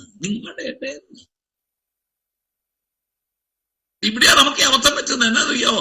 നമ്മുടെ കൂട്ടത്തിൽ നടക്കുന്ന ചില പാർട്ടികളാ ഇതും പറഞ്ഞുകൊണ്ട് നടക്കുന്നേ, ഈ ദുരുപദേശം പറഞ്ഞ് നടക്കുന്നേ. അല്ലാതെ അവര് വിദേശത്തിൽ നിന്ന് വന്നവരല്ല, സായിപ്പല്ല, നീഗ്രോ അല്ല വന്ന് ഈ ദുരുപദേശം പ്രസംഗിക്കുന്നത്. നമ്മുടെ നാട്ടുകാര് മലയാളവും പറഞ്ഞ് നമ്മുടെ കൂട്ടത്തിൽ നടന്ന് തോളിക്കൈയിട്ട് നടക്കുന്ന ചിലതാണ് അകത്തു കയറി വന്ന് ഈ ദുരുപദേശം സഭയ്ക്കകത്ത് വിതച്ചു പോകുന്നത്. അതുകൊണ്ടാണ് ഞാൻ ഈ പറയുന്നത്, എല്ലാരെയും ഒന്നും വിളിച്ച് സഭയ്ക്കകത്ത് കയറ്റരുത് കേട്ടോ, എല്ലാരെയും ഒന്നും വിളിച്ച് ശുശ്രൂഷിപ്പിക്കരുത് കേട്ടോ. അവനെ കുറിച്ച് നല്ല ബോധ്യമുണ്ടാകണം നമുക്ക്. അല്ലാതെ നമ്മളെല്ലാരും ഒന്ന് നിഷ്കളങ്കരാണെന്നും പറഞ്ഞ് നടക്കരുത്. ആരെയെങ്കിലും ശുശ്രൂഷയ്ക്ക് വിളിക്കുന്നതിന് മുൻപ് അവനെ കുറിച്ച് നല്ല സ്റ്റഡി ചെയ്യണം. അവൻ പ്രസംഗിക്കുന്ന ഉപദേശം എന്താണെന്ന്, അവന്റെ കുടുംബജീവിതം എങ്ങനെയാണെന്നും, അവൻ വിശുദ്ധിയിൽ നിലനിൽക്കുന്നോന്നും, ചെല്ലുന്നിടത്തെല്ലാം ഭാര്യമാരുണ്ടോന്നും, നാട്ടിലെല്ലാം കുഞ്ഞുങ്ങളുണ്ടോന്നും ഒക്കെ ഒന്ന് തിരക്കിയിട്ട് വേണം വിളിക്കാൻ. ഇതൊന്നും വേണ്ട. ചറു തുറന്ന് മറുഭാഷ പറയുന്ന ഒരുത്തനെ നമ്മൾ ഇങ്ങനെ വിളിച്ചു, അവന്റെ പരിപാടി ഇങ്ങോട്ട് വന്ന് തള്ളിയിട്ടു, എല്ലാം വീണു. ഇത് കാണാനാ നമ്മളെല്ലാം നിൽക്കുന്നത്. തള്ളിയിടുക വീഴുക, തള്ളിയിടുക വീഴുക, ഇനി അടുത്ത എഴുന്നേറ്റ് പോയി അടുത്ത ആള് കയറി വീഴുക വീഴുക, അടുത്ത ആള് എടാ നിനക്ക് എന്നെ കിട്ടി. ഈ കർത്താവ് സഭയില് ഈ 5 കൂട്ടം ശുശ്രൂഷകളാണ് വെച്ചിരുന്നത്. ഒരു കാലത്ത് കർത്താവ് അപ്പോസ്തലന്മാരും ഒക്കെ വെച്ചിരിക്കുന്നത്, അവൻ ചിലരെ നിങ്ങൾക്കറിയാം പറഞ്ഞേ, ചിലരെ അപ്പോസ്തലന്മാരായി, ചിലരെ പ്രവാചകന്മാരായി, ചിലരെ സുവിശേഷകന്മാരായി, ചിലരെ ഇടയന്മാരായും ഉപദേഷ്ടാക്കന്മാരായും. ഇത്രയും ശുശ്രൂഷയാണ് ദൈവസഭയിൽ വെച്ചിരിക്കുന്നത് കേട്ടോ. കേട്ടോ, 1 അപ്പോസ്തോലിക ശുശ്രൂഷ, അപ്പോസ്തലൻ. 2 പ്രവചനം. കാരണം പ്രവാചകനുണ്ട് കേട്ടോ. ഞാനതുകൊണ്ട് പ്രവചനത്തിലുള്ള എതിരാണെന്ന് നിങ്ങൾ പറഞ്ഞേക്കരുത്. ദൈവത്തിൽ നിന്നും ദൈവം അയച്ച പ്രവാചകന്മാരെ 100-ക്ക് 150% സ്വീകരിക്കുകയും ചെയ്യുന്ന ആളാണ് ഞാൻ. എല്ലാം കള്ളപ്രവചനമാണെന്ന് ഞാൻ പറഞ്ഞില്ല. നമ്മുടെ ഇടയിൽ പ്രവാചകന്മാരെ ദൈവമായി വെച്ചിട്ടുണ്ട് സഭയിൽ. അവര് പ്രവചന ശുശ്രൂഷ ചെയ്യുന്നുണ്ട്. ആ ശുശ്രൂഷയെ ഞാൻ മാനിക്കുന്നു, 100-ക്ക് 100% മാനിക്കുന്നു. ചിലരെ പ്രവാചകന്മാരായി, ചിലരെ സുവിശേഷകന്മാരായി, അവരായി പ്രസംഗിക്കുന്നു, സുവിശേഷം പ്രസംഗിച്ച് നടക്കുന്നത്. ചിലരെ ഇടയന്മാരായും ഉപദേഷ്ടാക്കന്മാർ. അത് സത്യത്തിൽ പാസ്റ്റർ ടീച്ചർ ഒരു തസ്തികയാ, പോട്ടെ, 5 വിധ തസ്തികയാ. ഇപ്പം വേണ്ട സഭകള് വേറൊരു ശുശ്രൂഷയും കൂടെ വളർത്തിയെടുത്തിട്ടുണ്ട്. എന്താ പറയുക, ഈ ഉന്തി ഇടുമ്പോഴത്തേക്ക് ഈ പിടിക്കാൻ ആള് വേണ്ടേ. അതിന് ചില സഭയിലൊക്കെ എന്റെ പൊന്നെ ഈ മഹാപർവ്വതം പോലെ ചില സഹോദരിമാര്, ക്ഷമിക്കണേ, വരും. നിങ്ങളെയൊക്കെ തള്ളിയിടുമ്പം വീഴാൻ പോവുക എന്ന് പറഞ്ഞ വീഴുക തന്നെയാണോ? എന്നിട്ട് കയ്യും കാലും ഇട്ട് അടിക്കുക. ഇവിടെ പിന്നെ കുറെ നിവൃത്തിയുണ്ട്. അമേരിക്കയിലൊക്കെ മുട്ടുപോലും ഇറങ്ങാത്ത കുട്ടിപ്പാവാട ഇട്ടുണ്ടല്ലോ ഇതുങ്ങളൊക്കെ വരുന്നതേ. എന്നിട്ട് കിടന്നുകൊണ്ട് ഈ കൈയും കാലും ഇട്ട് അടിക്കുന്നത് കാണാൻ നല്ല രസമല്ലേ. അപ്പൊ എന്ത് ചെയ്യുന്നറിയാമോ? അങ്ങനെ വീഴുന്നവരെ പിടിക്കാൻ പുറപ്പും വെച്ചുകൊണ്ട് നിൽക്കുന്ന ഒരു കൂട്ടം ആളുകളെ, അവരെ വിളിക്കുന്ന പേരെന്നാണ് ക്യാച്ചേഴ്സ് എന്ന് ഇംഗ്ലീഷിൽ വിളിക്കുന്നത്. പിടുത്തക്കാര്, ഉന്തിയിടുന്നവരെ പിടുത്തക്കാർ. അപ്പം ഇനി നമുക്കതൊന്ന് തിരുത്തി വായിക്കണമല്ലോ. അവൻ ചിലരെ അപ്പോസ്തലന്മാരായും, ചിലരെ പ്രവാചകന്മാരായും, ചിലരെ സുവിശേഷകന്മാരായും, ചിലരെ ഇടയന്മാരായും ഉപദേഷ്ടാക്കന്മാരെയും പിടുത്തക്കാരായും നിയമിച്ചെന്ന് നമ്മൾ ഇനി തിരുത്തി വായിക്കേണ്ടി വരുന്നു. നമ്മുടെ സഭയിലുണ്ടോ പിടുത്തക്കാര്? സാറേ, അവിടെ എങ്ങാനും പിടുത്തക്കാര് വല്ലവരും ഉണ്ടോ ഈ കൂട്ടത്തിൽ? ഉണ്ടെങ്കിൽ കേട്ടോ, നിങ്ങൾ വല്ലതും നന്നായിട്ട് കഴിച്ചോണേ. മുട്ടയമ്പാലും ഒക്കെ ശരിക്കും കഴിച്ചോണേ. എല്ലാത്തിനെയും ഒന്നും പിടിച്ചാൽ നമ്മൾ നിൽക്കുകയല്ല. എന്റെ പൊന്നെ, നമ്മളെയും കുടഞ്ഞിട്ടേച്ച് പോകുന്ന പാർട്ടികളുണ്ട് ഈ കൂട്ടത്തിലൊക്കെ. അതുകൊണ്ട് പിടുത്തക്കാരെ ശുശ്രൂഷ ഇതൊക്കെ എവിടുന്ന് നിങ്ങൾ കേട്ടോണം. സഭയ്ക്കകത്ത് കയറി, അയ്യോ ഇത് ഞാൻ പറഞ്ഞതല്ല കേട്ടോ. ദൈവസഭയുടെ ആദിമ നൂറ്റാണ്ടിൽ ഇല്ലാത്ത കുറെ അധികം ശുശ്രൂഷക്കാരിന്ന് നമ്മുടെ ഇടയിൽ കയറി വന്നിട്ടുണ്ട്. അതിലൊന്നാണ് ഈ ക്യാച്ചേഴ്സ് എന്ന് അവരെ വിളിക്കുന്നത്. ക്യാച്ചേഴ്സ് എന്ന് പറഞ്ഞ പിടുത്തക്കാര്. ഈ പുറകിലോട്ട് തള്ളിയിടുമ്പോൾ പുറകിൽ നിന്ന് പിടിക്കണ്ടേ? അതിന് എന്റെ പൊന്നെ, പർവ്വതം പോലെ പറഞ്ഞാൽ നമ്മുടെ കയ്യിലോട്ട് വീഴുന്നേ, നമ്മളെ പിടിക്കാൻ പിന്നെ പുറകിൽ വേറെ ആളെ നിർത്തണം. ഊഹിക്കണം. ഇതിനെല്ലാം കൊണ്ട് തല വെച്ച് കൊടുക്കുന്ന കുറെ വിശ്വാസികൾ നമ്മുടെ ഇടയിൽ നിന്ന് എന്തോ ഏതാ ദൈവവചനം എന്താണെന്ന് അറിയാൻ മേലാത്ത കുറെ എണ്ണം എഴുന്നേറ്റ് വന്നിട്ടുണ്ട്. കാരണം അറിയോ, ശരിയായ ഉപദേശം പഠിക്കുകയില്ല, ഉപദേശം വേണ്ട, ഇതൊന്നും പഠിപ്പിക്കുന്നിടത്ത് ആള് കൂടുകയില്ല, ഇതൊന്നും പഠിപ്പിക്കാൻ ആളും വരികയില്ല. സാർ ഇത് പഠിപ്പിക്കാൻ കണ്ട് ഇത്രയൊക്കെ വെച്ചിട്ട് ഇപ്പോഴും ഇത്രയൊക്കെ ഉള്ളു ആള്. കണ്ട് എന്റെ ഒരു സ്ക്രീനകത്ത് നിറഞ്ഞു നിൽക്കാനുള്ള ആളേ ഉള്ളു. അതേസമയം വേറെ വല്ല പരിപാടി ഇപ്പോ സംഗീത സായാഹ്നോ പാട്ടോ വിരളിയോ ഒക്കെ ആയിരുന്നെങ്കിൽ എന്റെ പൊന്നെ ഇതിനകത്ത് നിറച്ചിടിച്ച് ആള് കയറിയേ. അയ്യോ പോട്ടെ, ഞാൻ കുറ്റം പറഞ്ഞതല്ല, ഇതൊന്നും ആർക്കും വേണ്ട അല്ലേ. പാട്ടും ബഹളവും ഡ്രംസെറ്റും എല്ലാം കൂടെ ഉണ്ടല്ലോ, ചാലക്കുന്ന അവിടെയൊക്കെ ആളങ്ങ് ഇടിച്ചു കയറുകല്ലേ. ഉപദേശം പഠിപ്പിക്കുന്നിടത്തും പ്രസംഗിക്കുന്നിടത്തും ആളില്ല. കാരണം ഇത് വേണ്ട. അപ്പൊ ഇത് വരുമെന്ന് അപ്പോസ്തലൻ നേരത്തെ കൂട്ടി പറഞ്ഞതാ, കർത്താവ് നേരത്തെ കൂട്ടി പറഞ്ഞതാ. ഇനി നിങ്ങൾ പത്രോസിന്റെ ലേഖനത്തിലേക്ക് വന്നേ.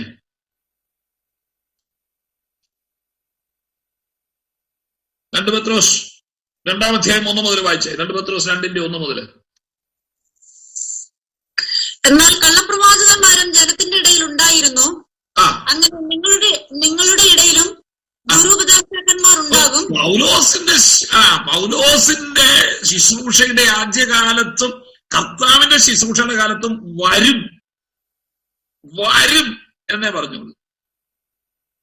പത്രോസ് ഇപ്പൊ പറയുകയാണ്, എന്നാൽ കള്ളപ്രവാചകന്മാരും ജനത്തിന്റെ ഇടയിൽ ഉണ്ടായിരുന്നു. ഏതാണ്? പഴയ നിയമകാലമാണ് കേട്ടോ. പഴയ നിയമ കാലഘട്ടത്തെ കള്ളപ്രവാചകന്മാർ ഇസ്രായേൽ ജനത്തിന്റെ ഇടയിൽ ഉണ്ടായിരുന്നു എന്ന് പറഞ്ഞു പറയാ. അങ്ങനെ നിങ്ങളുടെ ഇടയിലും എന്ന് പറഞ്ഞ സഭയുടെ ഇടയിലും പുതിയ നിയമസഭ സ്ഥാപിച്ചു കഴിഞ്ഞാൽ കള്ളപ്രവാചകന്മാർ ഇസ്രായേൽ യഹൂദന്മാർക്കിടയിൽ ഉണ്ടായിരുന്നത് പോലെ ദൈവസഭയാകുന്ന നിങ്ങളുടെ ഇടയിലും ദുരുപദേഷ്ടാക്കന്മാരുണ്ടാകും. ഒക്കെ മുൻകൂട്ടി പറഞ്ഞതാ, ആദിമ നൂറ്റാണ്ടിൽ തന്നെ പറഞ്ഞതാ. ദുരുപദേഷ്ടാക്കന്മാർ, ഞാൻ അങ്ങനെ പറഞ്ഞല്ലോ, സുഡോ ഡിഡാസ്കലോസ്, ദുരുപദേഷ്ടാക്കന്മാർ. സുഡോ എന്ന് പറഞ്ഞാൽ സ്യൂഡസ് എന്ന് പറഞ്ഞാൽ അറിയോ, ലൈങ് ഓർ ഡിസീറ്റ്ഫുൾ, കള്ളം പറയുന്നവർ, നുണ പറയുന്നവർ, ഇല്ലെങ്കിൽ വഞ്ചിക്കുന്നവർ എന്നൊക്കെ അർത്ഥം വരുന്ന ഒരു പദമാണ് അവിടെ എഴുതി വെച്ചിരിക്കുന്നത്. സ്യൂഡസ്, അതിനാ സ്യൂഡോ ഡിഡാസ്കലോസ് എന്ന് പറഞ്ഞത്. ദുരുപദേഷ്ടാക്കൾ, സ്യൂഡോ ഡിഡാസ്കലോസ്, ദുരുപദേഷ്ടാക്കൾ എഴുന്നേക്കും. വളരെ ശ്രദ്ധിച്ചോണം കേട്ടോ. ഇവരൊക്കെ സഭയിൽ വന്ന് കയറാതെ സൂക്ഷിച്ചോണം. അവരെന്താ ചെയ്യുന്നറിയാമോ? അവർ നാശകരമായ ദുരുപദേശങ്ങളെ നുഴയിച്ച് നിങ്ങളെ വിലയ്ക്ക് വാങ്ങിയ നാഥനെ തള്ളിപ്പറഞ്ഞ് തങ്ങൾക്ക് തന്നെ ശീഘ്രനാശം വരുത്തും. ഈ ദുരുപദേഷ്ടാക്കൾ എന്താ ചെയ്യുന്നറിയാമോ? They secretly introduce the pseudo-didascalos. ദുരുപദേഷ്ടാക്കൾ എന്ത് ചെയ്യുന്നറിയാമോ? അവര് ചില മതഭേദങ്ങൾ എന്ന് പറഞ്ഞ ദുരുപദേശങ്ങളെ നുഴയിച്ച് സീക്രട്ട്ലി ഇൻട്രൊഡ്യൂസ്. എന്നൊരു ഗ്രീക്ക് പദമാണ്. നിങ്ങൾക്കറിയാം, നമ്മുടെ ഇന്ത്യയിലേക്ക് ഒക്കെ പാകിസ്ഥാൻ ഭീകരവാദികൾ നുഴഞ്ഞു കയറുകയല്ലേ, ബറ്റാലിക്കിലും ലഡാക്കിലും കൂടെ ഒക്കെ ഇല്ലേ. അയ്യോ, നമ്മുടെ എത്ര പേരാ BSF ജവാന്മാർ അവിടെ പോയി ആ കൊടുന്തണുപ്പിൽ മഞ്ഞിനകത്ത് അവര് കാവൽ നിൽക്കുക. എന്നിട്ടും ഈ കഴിഞ്ഞ ദിവസം നിങ്ങൾ കണ്ടു ഇല്ലേ, കഴിഞ്ഞു കയറി നമ്മുടെ കുറെ പടയാളികളെ കൊന്നു, പട്ടാളക്കാരെ കൊന്നു, നുഴഞ്ഞു കയറുക ആരും അറിയാതെ. ഇതേത് എത്ര നമ്മൾ കണ്ണിൽ എണ്ണയൊഴിച്ച് കാത്തിരുന്നാലും ദൈവസഭയ്ക്കകത്ത് ദുരുപദേഷ്ടാക്കൾ നുഴഞ്ഞു കയറും. അവന് ഭയങ്കര ബുദ്ധിയാ, നമ്മൾ പോലും അറിയുകയില്ല. അതുകൊണ്ടാ പറഞ്ഞ നമ്മുടെ വേഷം കൊണ്ട് നമ്മളുടെ ഇടയ്ക്ക് നിന്നുള്ള ആളുകളാണ് ഈ വരുന്നത് കേട്ടോ. അല്ലാതെ ഇവര് വിദേശത്ത് നിന്ന് ഇറങ്ങി വന്നതല്ല. നമ്മളെക്കാൾ കളവ് കൂടുതലുള്ളവരായിരുന്നെങ്കിൽ നമുക്ക് അവരെ കാണുമ്പോൾ അറിയായിരുന്നു. നമ്മളെക്കാൾ വെളുത്തവരായിരുന്നെങ്കിൽ നമുക്ക് അവരെ കാണുമ്പോൾ അറിയായിരുന്നു. ഇത് നമ്മളെപ്പോലുള്ള നിങ്ങളുടെ ഇടയിൽ നിന്നാണ് എഴുന്നേക്കുന്നത്.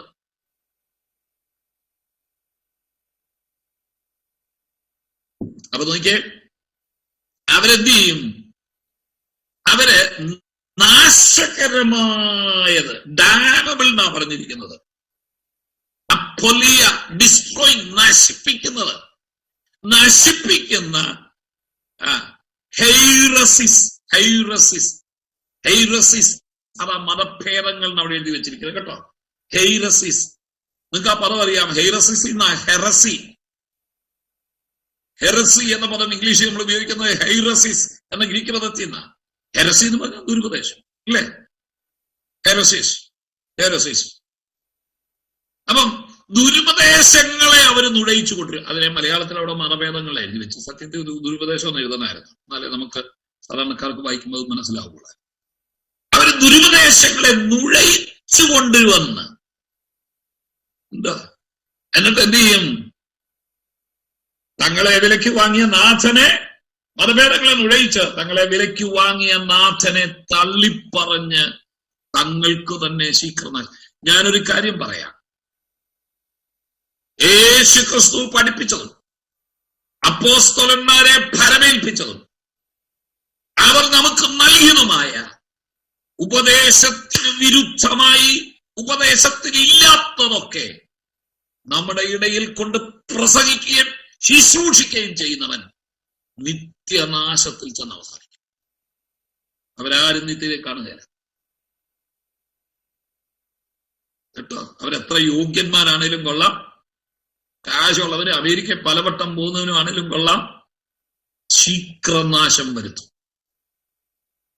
അവര് മാത്രമല്ല, അവരുടെ പുറകെ നടക്കുന്നവർക്കും ഇതൊക്കെ ശരിയാന്ന് പറഞ്ഞ് അവർക്ക് ഇംഗ്ലാവ് വിളിച്ച് നടക്കുന്ന ആളുകൾക്കും. അതുകൊണ്ടാണ് ഞാൻ നിങ്ങളെ പിന്നെയും പ്രബോധിപ്പിക്കുന്നത്. വഴിതെറ്റി പോകരുതേ. നിങ്ങളൊരു കാര്യം തീരുമാനമെടുക്കണം. വേദപുസ്തകത്തിൽ ഇല്ലാത്തത് എനിക്ക് വേണ്ട കേട്ടോ. യേശു പറഞ്ഞു, ഞാൻ ചെയ്തതിനേക്കാൾ അധികം ചെയ്യുമെന്ന് പറഞ്ഞ ഇവനക്ക് ഈ പണിയും കൊണ്ട് നടക്കുന്നേ. അപ്പൊ നിങ്ങൾ അവരോട് ചോദിക്കണം, യേശു ചെയ്തതെങ്കിലും ഒന്ന് ചെയ്യേ. നീ ഒരാളെ ചത്തവനെ ഉയർപ്പിക്കാവോ? എങ്കിൽ ആദ്യം അത് ചെയ്യേ, എന്നുവെച്ചാൽ അതിനപ്പുറം ചെയ്യേ അല്ലേ? അതല്ലേ ആദ്യം ചെയ്യണ്ടേ? ചത്തവനെ ഒന്ന് ഉയർപ്പിച്ച് കാണിച്ചേ. അതല്ലേ യേശു ചെയ്തതിനേക്കാൾ അപ്പുറം ചെയ്യാന്ന് പറഞ്ഞാൽ, യേശു 4 ദിവസം കഴിഞ്ഞവനെ, മരിച്ച് 4 ദിവസം കഴിഞ്ഞവനെ ഉയർപ്പിച്ച് നീ 10 ദിവസം കഴിഞ്ഞവനെ ഒന്ന് ഉയർപ്പിക്കേ. അങ്ങനെയാണ് യേശു ചെയ്തതിനേക്കാൾ അപ്പുറം നീ ചെയ്യുന്നതെന്ന് ഞാൻ വിശ്വസിക്കാം. അല്ലാതെ ആളുകളെല്ലാം ഉന്തിയിടുന്നതാണോ യേശു ചെയ്തതിനേക്കാൾ അപ്പുറം? പാമ്പിനെ പിടിച്ചോണ്ട് വരുന്നതാണോ യേശു ചെയ്തതിനേക്കാൾ അപ്പുറം? സഭയ്ക്കകത്ത് കാഹളം ഊതുന്നതാണോ യേശു ചെയ്തതിനേക്കാൾ അപ്പുറം? കസേരെ കൊണ്ട് ആളുകളെ പിടിച്ചിരുത്തിയിട്ട് വീഴിക്കുന്നതാണോ യേശു ചെയ്തതിനേക്കാൾ അപ്പുറം? യേശു ചെയ്തത് മരിച്ചവരെ ഉയർപ്പിച്ചു. യേശുവിന്റെ ശുശ്രൂഷയിൽ, യേശുവിന്റെ ഇഹലോക ജീവിതത്തിലെ അത്ഭുതങ്ങളിൽ ഏറ്റവും അധികം അങ്ങേയറ്റം പറയുന്നത് അതല്ലേ, മരിച്ചവരെ ഉയർപ്പിച്ചു. 4 ദിവസം കഴിഞ്ഞ് ലാസറിനെ കല്ലറയ്ക്കകത്തു നിന്നും വിളിച്ചു ഉയർപ്പിച്ചു. എന്നാ യേശു ചെയ്തതിനപ്പുറം ഒരു 10 ദിവസം കഴിഞ്ഞതിനെ ഒന്ന് ഉയർപ്പിച്ചേ. അത് ചെയ്യാൻ പറ്റുമോ നിനക്ക്? കൊണ്ട് യേശു പറഞ്ഞത് ശിഷ്യന്മാർ എവിടുന്നാ പറഞ്ഞേ? അതാ പൗലോസ് എടുത്തു പറഞ്ഞത്, ഞാൻ കർത്താവിങ്കൽ നിന്ന് പ്രാപിക്കുകയും നിങ്ങൾക്ക് ഏൽപ്പിച്ചു തരികയും ചെയ്യുന്നത് എന്തെന്നാൽ. അപ്പോസ്തലന്മാര് അവരുടെ മനസ്സിൽ തോന്നിയതെല്ലാം കൂടെ വിളിച്ചു പറഞ്ഞതല്ല നമ്മളോട്. അവരെ ഓരോ നിമിഷവും നയിച്ചത് ദൈവത്തിന്റെ പരിശുദ്ധാത്മാവാണ്. അവർക്ക് എഴുതാൻ വിഷയങ്ങൾ കൊടുത്തതും അവരെ കൊണ്ട് എഴുതിപ്പിച്ചതും ദൈവത്തിന്റെ പരിശുദ്ധാത്മാവാണ്. അതുകൊണ്ട് ധൈര്യത്തോടെ അവര് പറഞ്ഞത്, ഞാൻ കർത്താവിങ്കിൽ നിന്ന് പ്രാപിച്ചത് നിങ്ങൾക്ക് ഏൽപ്പിച്ചു തരികയും ചെയ്യുന്നത്. അപ്പൊ യേശു പറഞ്ഞതും ശിഷ്യന്മാരെ കൊണ്ട് പറയിച്ചതും അങ്ങനെ പറഞ്ഞു. കർത്താവ് തന്നെ പറഞ്ഞത്, അതിലപ്പുറം ഒന്നും എനിക്ക് വേണ്ട, എനിക്ക് അങ്ങനെ ഒരു വിടുതലും വേണ്ട, എനിക്ക് അതിന്റെ ലാഭവും വേണ്ടെന്ന് ആദ്യം ദൈവമക്കൾ തീരുമാനമെടുക്കും. പറ്റുമോ? എന്റെ പൊന്നു കുഞ്ഞെ, അങ്ങോട്ട് വരാനാണെങ്കിൽ അത് വേണം, നിത്യതയിൽ വരാൻ. ഇല്ലെങ്കിൽ ഈ കൂട്ടത്തിൽ നീയും പോക്ക. ശീഘ്രനാശം അവന്റെ പുറകെ ചെന്ന് നീയും നിത്യ നരകത്തിൽ ചെന്ന് വീഴും. അവരുടെ ദുഷ്കാമ പ്രവൃത്തികളെ പലരും അനുസരിക്കും. ലാസിവിയസ് സത്യത്തിലുണ്ടല്ലോ, ഈ അത്യാഗ്രഹം അവർക്കുള്ളത്. ദുഷ്കാമം, ദുഷിച്ച കാമം, ഇഷ്ടം, താല്പര്യം, കിട്ടണം കിട്ടണം കിട്ടണം. നിങ്ങൾ ഈ പ്രോസ്പിരിറ്റി ഗോസ്പൽ എന്ന് പറയുകയല്ലേ, പ്രോസ്പിരിറ്റി ഗോസ്പൽ അല്ലേ, സാമർത്ഥ്യ സുവിശേഷം 1960-കൾക്ക് ശേഷം അമേരിക്കയിലെ CL ഓസ്ബോണും അദ്ദേഹത്തിന് കൂടെ മറ്റു ചില ദൈവദാസന്മാരും ഒരുമിച്ച് നടന്ന് അമേരിക്കയിലെല്ലാം ഓടി നടന്ന് ക്രൂസേഡ് നടത്തി. സത്യത്തിൽ അവര് കൊണ്ടുവന്നതാണ് ഈ സാമർത്ഥ്യ സുവിശേഷം. പ്രോസ്പെരിറ്റി ഗോസ്പൽസ് അല്ല, വേർഡ് ഓഫ് ഫെയ്ത്ത് മൂവ്മെന്റ് എന്ന അവര് കൊണ്ടുവന്ന തിയോളജിയെ നമ്മൾ വിളിക്കുന്നത് വേർഡ് ഓഫ് ഫെയ്ത്ത് മൂവ്മെന്റ്, വിശ്വാസവചന പ്രസ്ഥാനം. അവരായി പറയുന്നത് വിശ്വസിക്കേ, വിശ്വസിച്ചാൽ എന്ത് കിട്ടും?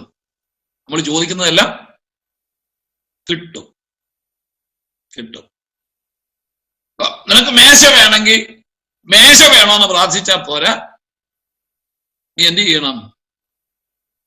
2 അടി പൊക്കം വേണം, മഹോഗനിയുടെ തടിയായിരിക്കണം, 3 ഡ്രോ വേണം, അല്ലെ, ചുവപ്പ് നിറം ആയിരിക്കണം. ഇങ്ങനെ പറഞ്ഞ് പ്രാർത്ഥിച്ചാൽ മതി, എന്നാലേ കിട്ടുവോളന്ന്. അവര് പഠിപ്പിച്ച പരിപാടിയാണ് വേർഡ് ഓഫ് ഫെയ്ത്ത് മൂവ്മെന്റ്. നിനക്കൊരു വീട് വേണം, ചുമ്മാ വീട് വേണം വീട് വേണമെന്ന് പ്രാർത്ഥിക്കരുത്. അവര് പഠിപ്പിക്കുകയാണ്, ആദ്യം എന്നാ എടുക്കണം? ഒരു വീടിന്റെ പ്ലാൻ അങ്ങ് വരച്ച് വെക്കണം. എത്ര നില വേണം? എനിക്ക് 2 നില. എത്ര ബെഡ്റൂം വേണം? എനിക്ക് 5 ബെഡ്റൂം വേണം. ഒരു ഹാള് വേണം, 2 കിച്ചൺ വേണം, കാർ പാർക്കിങ്ങിനുള്ള സൗകര്യം വേണം. ഇതെല്ലാം പറഞ്ഞ് പ്രാർത്ഥിക്കാൻ എന്നാലേ കിട്ടുവോളൂ. എനിക്കൊരു വണ്ടി വേണം. എടാ, ഏത് നിറമാണെന്ന് പറയാതെ കിട്ടുകയില്ല. ഏത് നിറം? വണ്ടിയുടെ നിറം പറയണം. വണ്ടി ഏത് മോഡലാന്ന് പറയണം. ഏത് കമ്പനിയുടെന്ന് പറയണം. കഴിയുമെങ്കിൽ ഇതിന്റെ ഒരു ഫോട്ടോ വെട്ടി ഭിത്തിയിൽ ഒട്ടിച്ചു വെച്ചിട്ട് അതേ പിടിച്ചോണ്ട് പ്രാർത്ഥിക്കണം. ഓട്ടോ ഭിത്തിയിൽ ഒട്ടിച്ചിട്ട് നാള് കുറയായി, കൈവച്ച് പ്രാർത്ഥിച്ച് ഭിത്തി മുഴുവൻ ചെളിയായി. ഇതുവരെ നിനക്ക് കാറ് കിട്ടിയില്ല.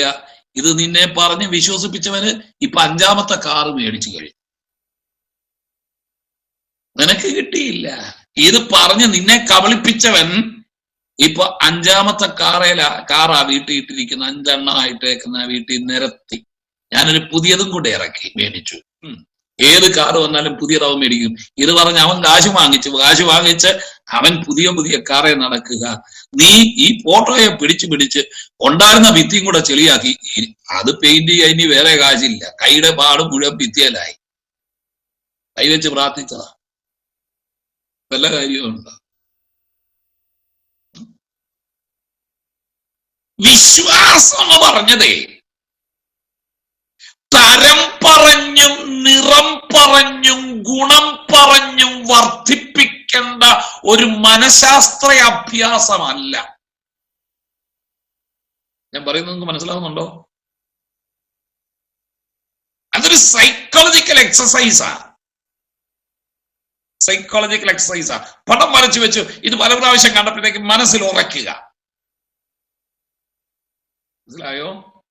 വിശ്വാസം എന്ന് പറയുന്നത് വണ്ടിയിലല്ല, വിശ്വാസം നമ്മുടെ വീടിലല്ല, വിശ്വാസം യേശുവിലാ വെക്കേണ്ടത്.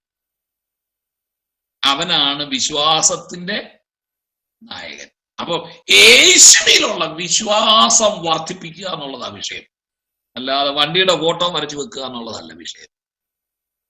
കേട്ടോ മണ്ടത്തരം? മണ്ടത്തരം കേട്ടോ?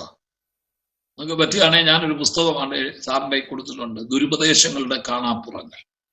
പറയാൻ നേരമില്ല, അതുകൊണ്ടാണ് പറഞ്ഞത്, നിങ്ങൾ അത് വാങ്ങിച്ച് വായിക്കുക. പ്രോസ്പെരിറ്റി ഗോസ്പൽ എന്ന് പറഞ്ഞ ഞാൻ അതിനെ വിളിക്കുന്ന പേര് ആർത്തി സുവിശേഷം എന്നാ. കൂടുതൽ ഇപ്പൊ പിന്നെയും കിട്ടണം, പിന്നെയും കിട്ടണം, പിന്നെയും കിട്ടണം. എടാ, ഈ സമൃദ്ധി അല്ല, സത്യത്തിൽ ആർത്തി സുവിശേഷമാണ്. എനിക്ക് ഇനിയും കിട്ടണം, ഇനിയും കിട്ടണം, ഇനിയും കിട്ടണം, ആർത്തി അല്ലാത്തതിനോട്. അവരുടെ ദുഷ്കാമ പ്രവൃത്തികളെ പലരും അനുകരിക്കും. അവർ നിമിത്തം സത്യമാർഗം ദൂഷിക്കപ്പെടും. എന്ത് ദുഷിച്ചിരിക്കാന്നറിയാമോ? അവർ ദ്രവ്യാഗ്രഹത്തിൽ കൗശലവാക്ക് പറഞ്ഞ് നിങ്ങളെ വാണിഭമാക്കും. ഇവർക്ക് നേരമില്ല, ഇതൊക്കെ ഗ്രീക്ക് എടുത്ത് തന്നെ പറയേണ്ടത്, അതൊക്കെ നേരമില്ല. അവരെ ദ്രവ്യാഗ്രഹത്തിൽ കൗശലവാക്ക് പറഞ്ഞ് നിന്നോട് അത് വീഴാൻ നമ്മളിങ്ങനെ കേരളീയര് പിന്നെ ഈ പറ്റിക്കപ്പെടെ രാവിലെ എഴുന്നേൽക്കുമ്പോഴേ എന്നെ ഇന്നാരാ പറ്റിക്കുന്നെന്നും ചോദിച്ചാ എഴുന്നേക്കും. അതുകൊണ്ട് ഇവിടെയല്ലേ ഈ മണി ചെയിനും പണ്ട് എന്നാ ഒരു അൽപ്പീസ് മരമോ ഏതാണ്ടൊരു മരം, അതിന്റെ പരിപാടി ആട്, ഗോട്ട് ഫാം, ആട് ഫാം ഇല്ലേ, ഉള്ള ബ്ലേഡ് വലിച്ച കമ്പനിയിലെല്ലാം കൊണ്ട് കാശിട്ടിട്ട് ഈ കഴിഞ്ഞ ദിവസം ഒത്തിരി എണ്ണത്തിന് പോയെന്ന്. ഇതെല്ലാം എവിടെയാ സംഭവിക്കുന്നേ? ഇപ്പൊ ആണ്ട് ഓൺലൈൻ തട്ടിപ്പ് നടന്നുകൊണ്ടിരിക്കുക, കോടികളും ലക്ഷങ്ങളും പോയിക്കൊണ്ടിരിക്കുന്നേ. ഇതെല്ലാം എവിടെ നടക്കുന്നത് അറിയാവോ? ഈ കേരളത്തിലാണ് നടക്കുന്നത്. അതാ ഞാൻ പറഞ്ഞത്, ഈ കേരളീയർക്ക് അങ്ങനെ ഒരു രീതിയുണ്ട്. എന്റെ പൊന്നപ്പ എന്നെ ഒന്ന് പറ്റിച്ചേച്ച് പോകുന്നു പറഞ്ഞാ നമ്മൾ നടക്കുന്നത്. ആര് വന്നാലും നമ്മൾ നിന്ന് കൊടുക്കും, ഒരു വിഷയമില്ല. നിർത്ത. ഇനിയെങ്കിലും ഉപദേശത്തിൽ നിങ്ങളെ ആളുകൾ പറ്റിക്കരുത്. കൗശലവാക്ക് പറഞ്ഞത് നിങ്ങളെ വാണിഭം എന്ന് പറഞ്ഞാൽ നിങ്ങളെ വിൽക്കുമെന്നാ പറഞ്ഞത്. വാണിഭമാക്കെന്ന് പറഞ്ഞാൽ നിങ്ങളെ കൂട്ടത്തോടെ വിൽക്കും. മനസ്സിലായോ? അവേദശാംശം കൊടുക്കുകയല്ല. അയ്യോ, ഇങ്ങനെ വരുന്നവന്റെ പൊതിഞ്ഞുകൊണ്ടാ കൊടുക്കുന്നത്. ഇങ്ങനെ വന്ന് ശുശ്രൂഷിക്കുന്നവനെ ആരും കാണാതെ പാസ്റ്ററുടെ കണ്ണി നോക്കിക്കൊണ്ട് പൊതിഞ്ഞുകൊണ്ട് കൊടുക്കുക. സഭയെ ശുശ്രൂഷിക്കുന്ന ദൈവദാസം പട്ടിണി കിടക്കുക കുഞ്ഞുങ്ങളുമായിട്ട്. അവിടെ ഒന്നും ഇല്ല, അവിടെ കൊടുക്കുകയല്ല. സഭയിൽ ഇങ്ങനെ വിളിച്ചുകൊണ്ട് വരുന്ന പാർട്ടികൾക്കൊക്കെ ഒതുക്കെട്ട് കൊണ്ട് കൊടുക്കുക.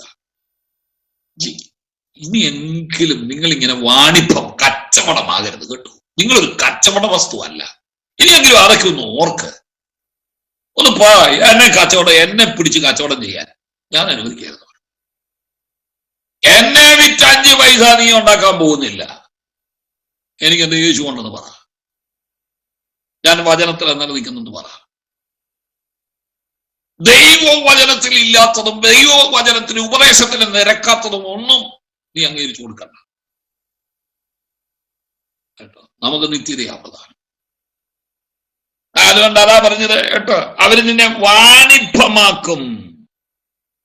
അവർക്ക് പൂർവകാലം മുതൽ ന്യായവിധി താമസിയാതെ വരുന്നു, അവരുടെ നാശം ഉറങ്ങുന്നില്ല. കോട്ടെ, ഞാനത് അവിടെ നിർത്തട്ടെ. ഒരു ഉപദേഷ്ടാക്കൾ ഇങ്ങനെ നടക്കുക. വായിച്ചേ 1 തിമോത്തിയോസ് 4-ാം അധ്യായം 13 തൊട്ട് ഉള്ള വാക്യങ്ങൾ. 1 തിമോത്തിയോസ് 4:13 തുടങ്ങി.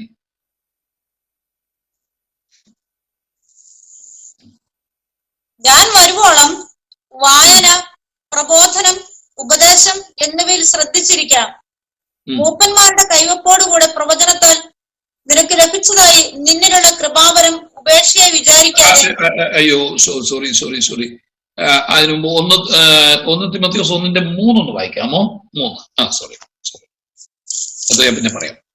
അന്യത ഉപദേശിക്കരുതെന്നും വിശ്വാസം എന്ന ദൈവവ്യവസ്ഥയ്ക്കല്ല, തർക്കങ്ങൾക്ക് മാത്രം ഉതകുന്ന കെട്ടുകഥകളെയും അന്തമില്ലാത്ത വംശാവലികളെയും ശ്രദ്ധിക്കരുതെന്നും ചിലരോട് ആജ്ഞാപിക്കേണ്ടതിന് നീ എഫെസസിൽ താമസിക്കണം എന്ന് ഞാൻ മക്കതോന്യയ്ക്ക് പോകുമ്പോൾ അപേക്ഷിച്ചതുപോലെ ഇപ്പോഴും ചെയ്യുന്നു.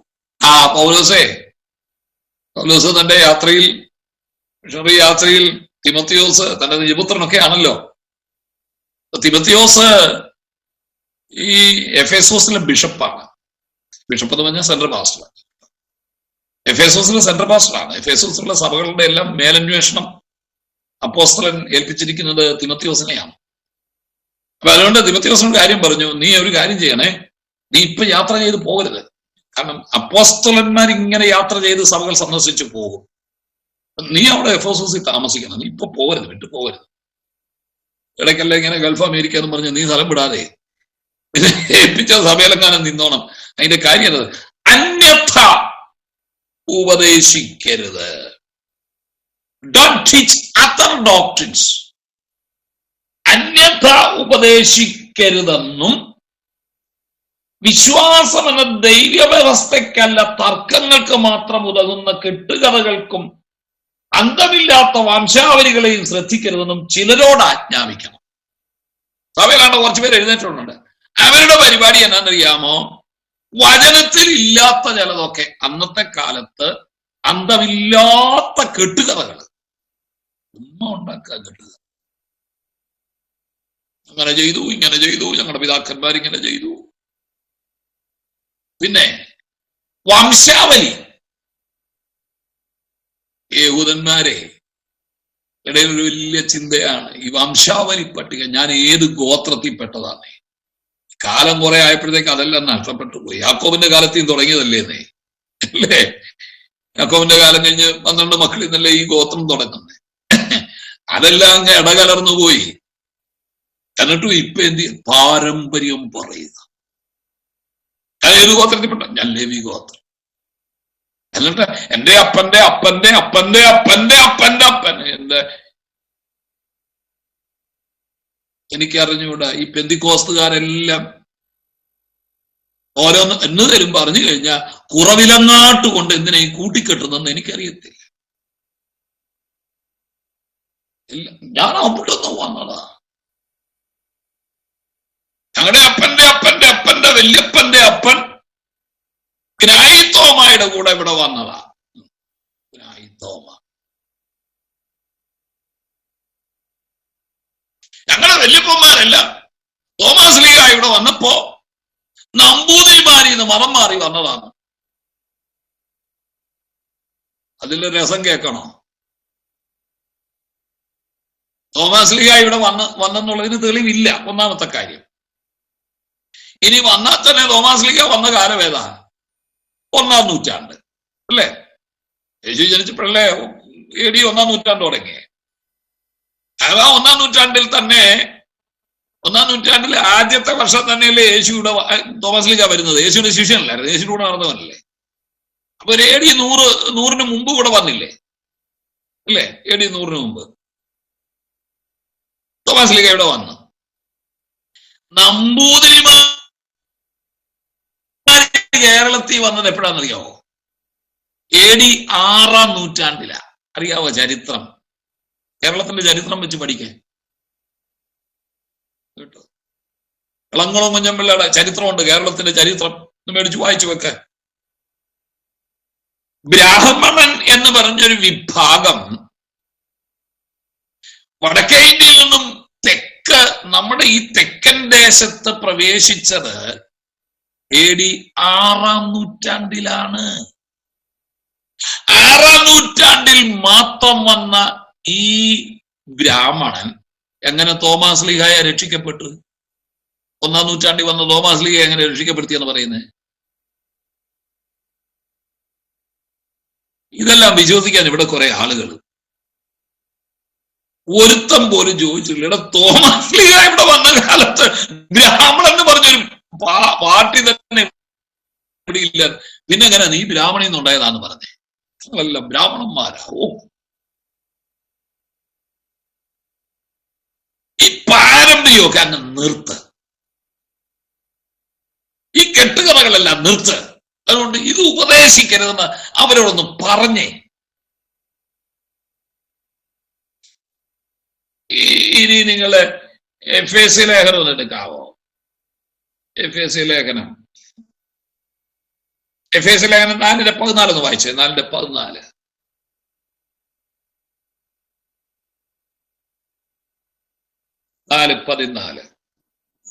അങ്ങനെ നാം ഇനി മനുഷ്യരുടെ ചതിയാലും ഉപായത്താലും തെറ്റിച്ചു കളയുന്ന തന്ത്രങ്ങളിൽ കുടുങ്ങിപ്പോകുവാൻ തക്കവണ്ണം ഉപദേശത്തിന്റെ ഓരോ കാറ്റിനാൽ അലഞ്ഞുഴലുന്ന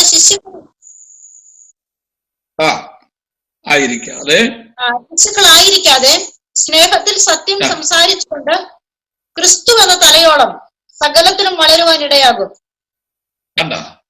അങ്ങനെ നാം ഇനി മനുഷ്യരുടെ ചതിയാലും ഉപായത്താലും തെറ്റിച്ചു കളയുന്ന തന്ത്രങ്ങളിൽ കുടുങ്ങിപ്പോകാതെ, മനുഷ്യന്റെ ഓരോരോ തന്ത്രങ്ങളാണ് ഇതൊക്കെ. എന്നിട്ട് അവര് കൊണ്ടുവരുന്നറിയാവോ? ഉപദേശത്തിന്റെ ഓരോരോ കാറ്റിനാൽ എന്ന് വേണം പറയാൻ. ഓരോ കാലഘട്ടത്തിലും ഓരോ ഉപദേശമാണ് കൊണ്ടിരുന്നത്. കാറ്റടിക്കുന്ന പോലെ എന്ത് ചെയ്യാ? ഓരോ ഉപദേശം. ഒരു ഉപദേശം ഇപ്പൊ ഇങ്ങനെ അങ്ങോട്ട് വന്നങ്ങോട്ട് പോയി, അതങ്ങ് പോയി. അത് കഴിഞ്ഞപ്പോഴത്തേക്ക് അടുത്ത ഉപദേശം വന്നു, വേറൊരു ഉപദേശം എത്തും പ്രസംഗിച്ചുകൊണ്ട് വന്നു.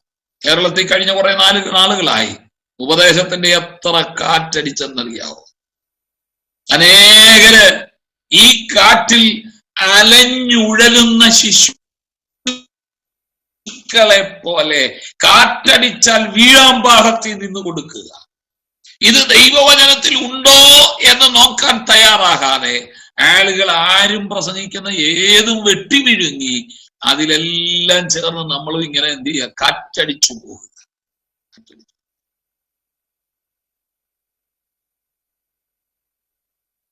അല്ലേ?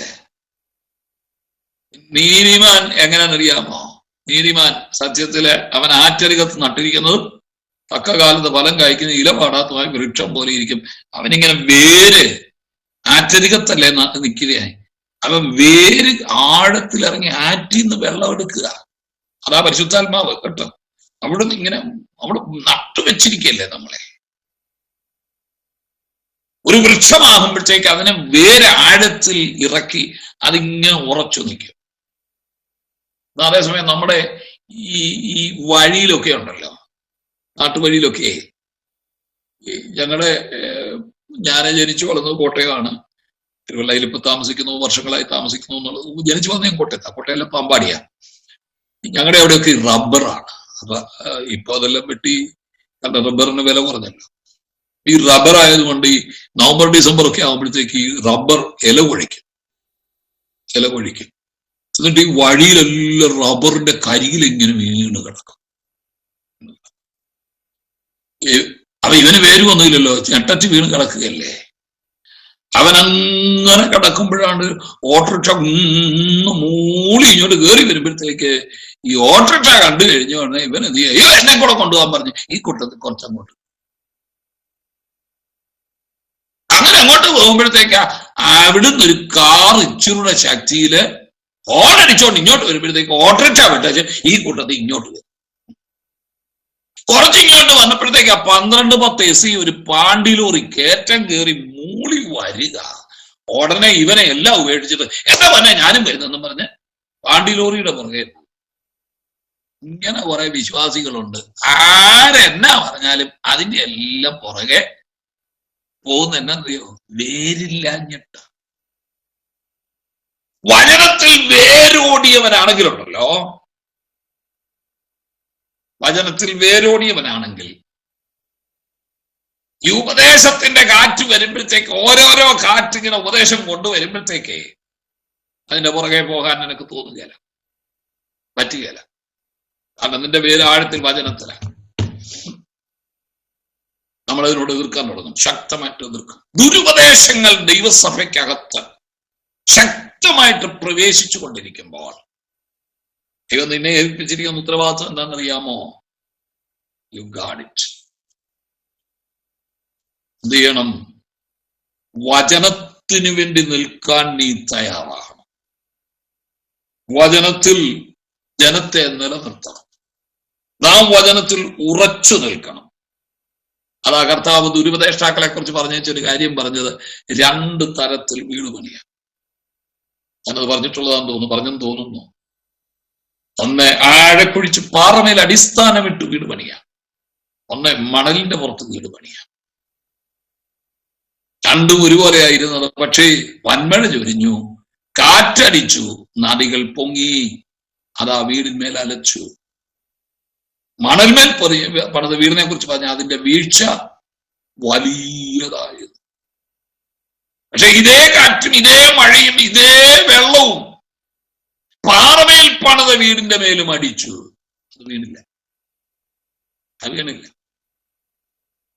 ഇത് പറഞ്ഞേ എന്റെ ഈ വചനം കേട്ടു ചെയ്യുന്നവൻ ഇതുപോലാണ്. അപ്പൊ ഈ പാറ ഏതാ? കർത്താവിന്റെ വചനമാകുന്ന പാറ, അല്ലെങ്കിൽ കർത്താവാകുന്ന പാറ തന്നെ. കർത്താവിന്റെ വചനം കർത്താവ് തന്നെയല്ലേ, ഇല്ലേ? കർത്താവിന് ദൈവവചനം എന്നല്ലേ പേര്. ഈ വചനത്തിൽ അടിയുറച്ചു നിൽക്കുന്നവൻ പ്രതിസന്ധികളെ അതിജീവിക്കും. അതുകൊണ്ട് ഒന്ന്, ഈ ദുരുപദേശത്തിന്റെ കടന്നുകയറ്റത്തിൽ നിന്നും രക്ഷപ്പെടാനാണ് നാം ഈ ഉപദേശം പഠിച്ചത്. നമ്മുടെ സമയം അതിന്റെ പരിമിതി പോലെ ഒന്ന് രണ്ട് ചിന്തകൾ കൂടെ പറയാം. ഈ നിത്യതയെ കുറിച്ചുള്ള ദൈവ പദ്ധതികൾ നമുക്ക് അറിവ് പകരാനാണ് നമ്മൾ ഈ ദൈവവചനം, ഈ ഉപദേശം പഠിക്കുന്നത്. 1 Corinthians 10:1 വായിക്കാമോ? 1 Corinthians 10:1.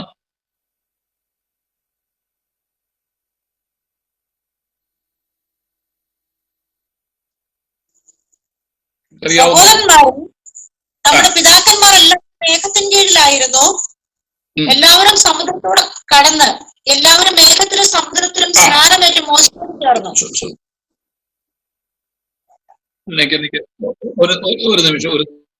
ഒരു നിമിഷമേ.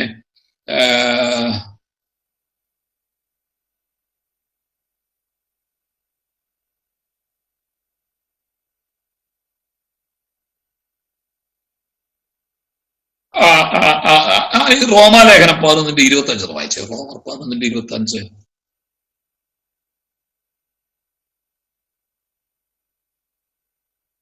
റോമർ 11:25.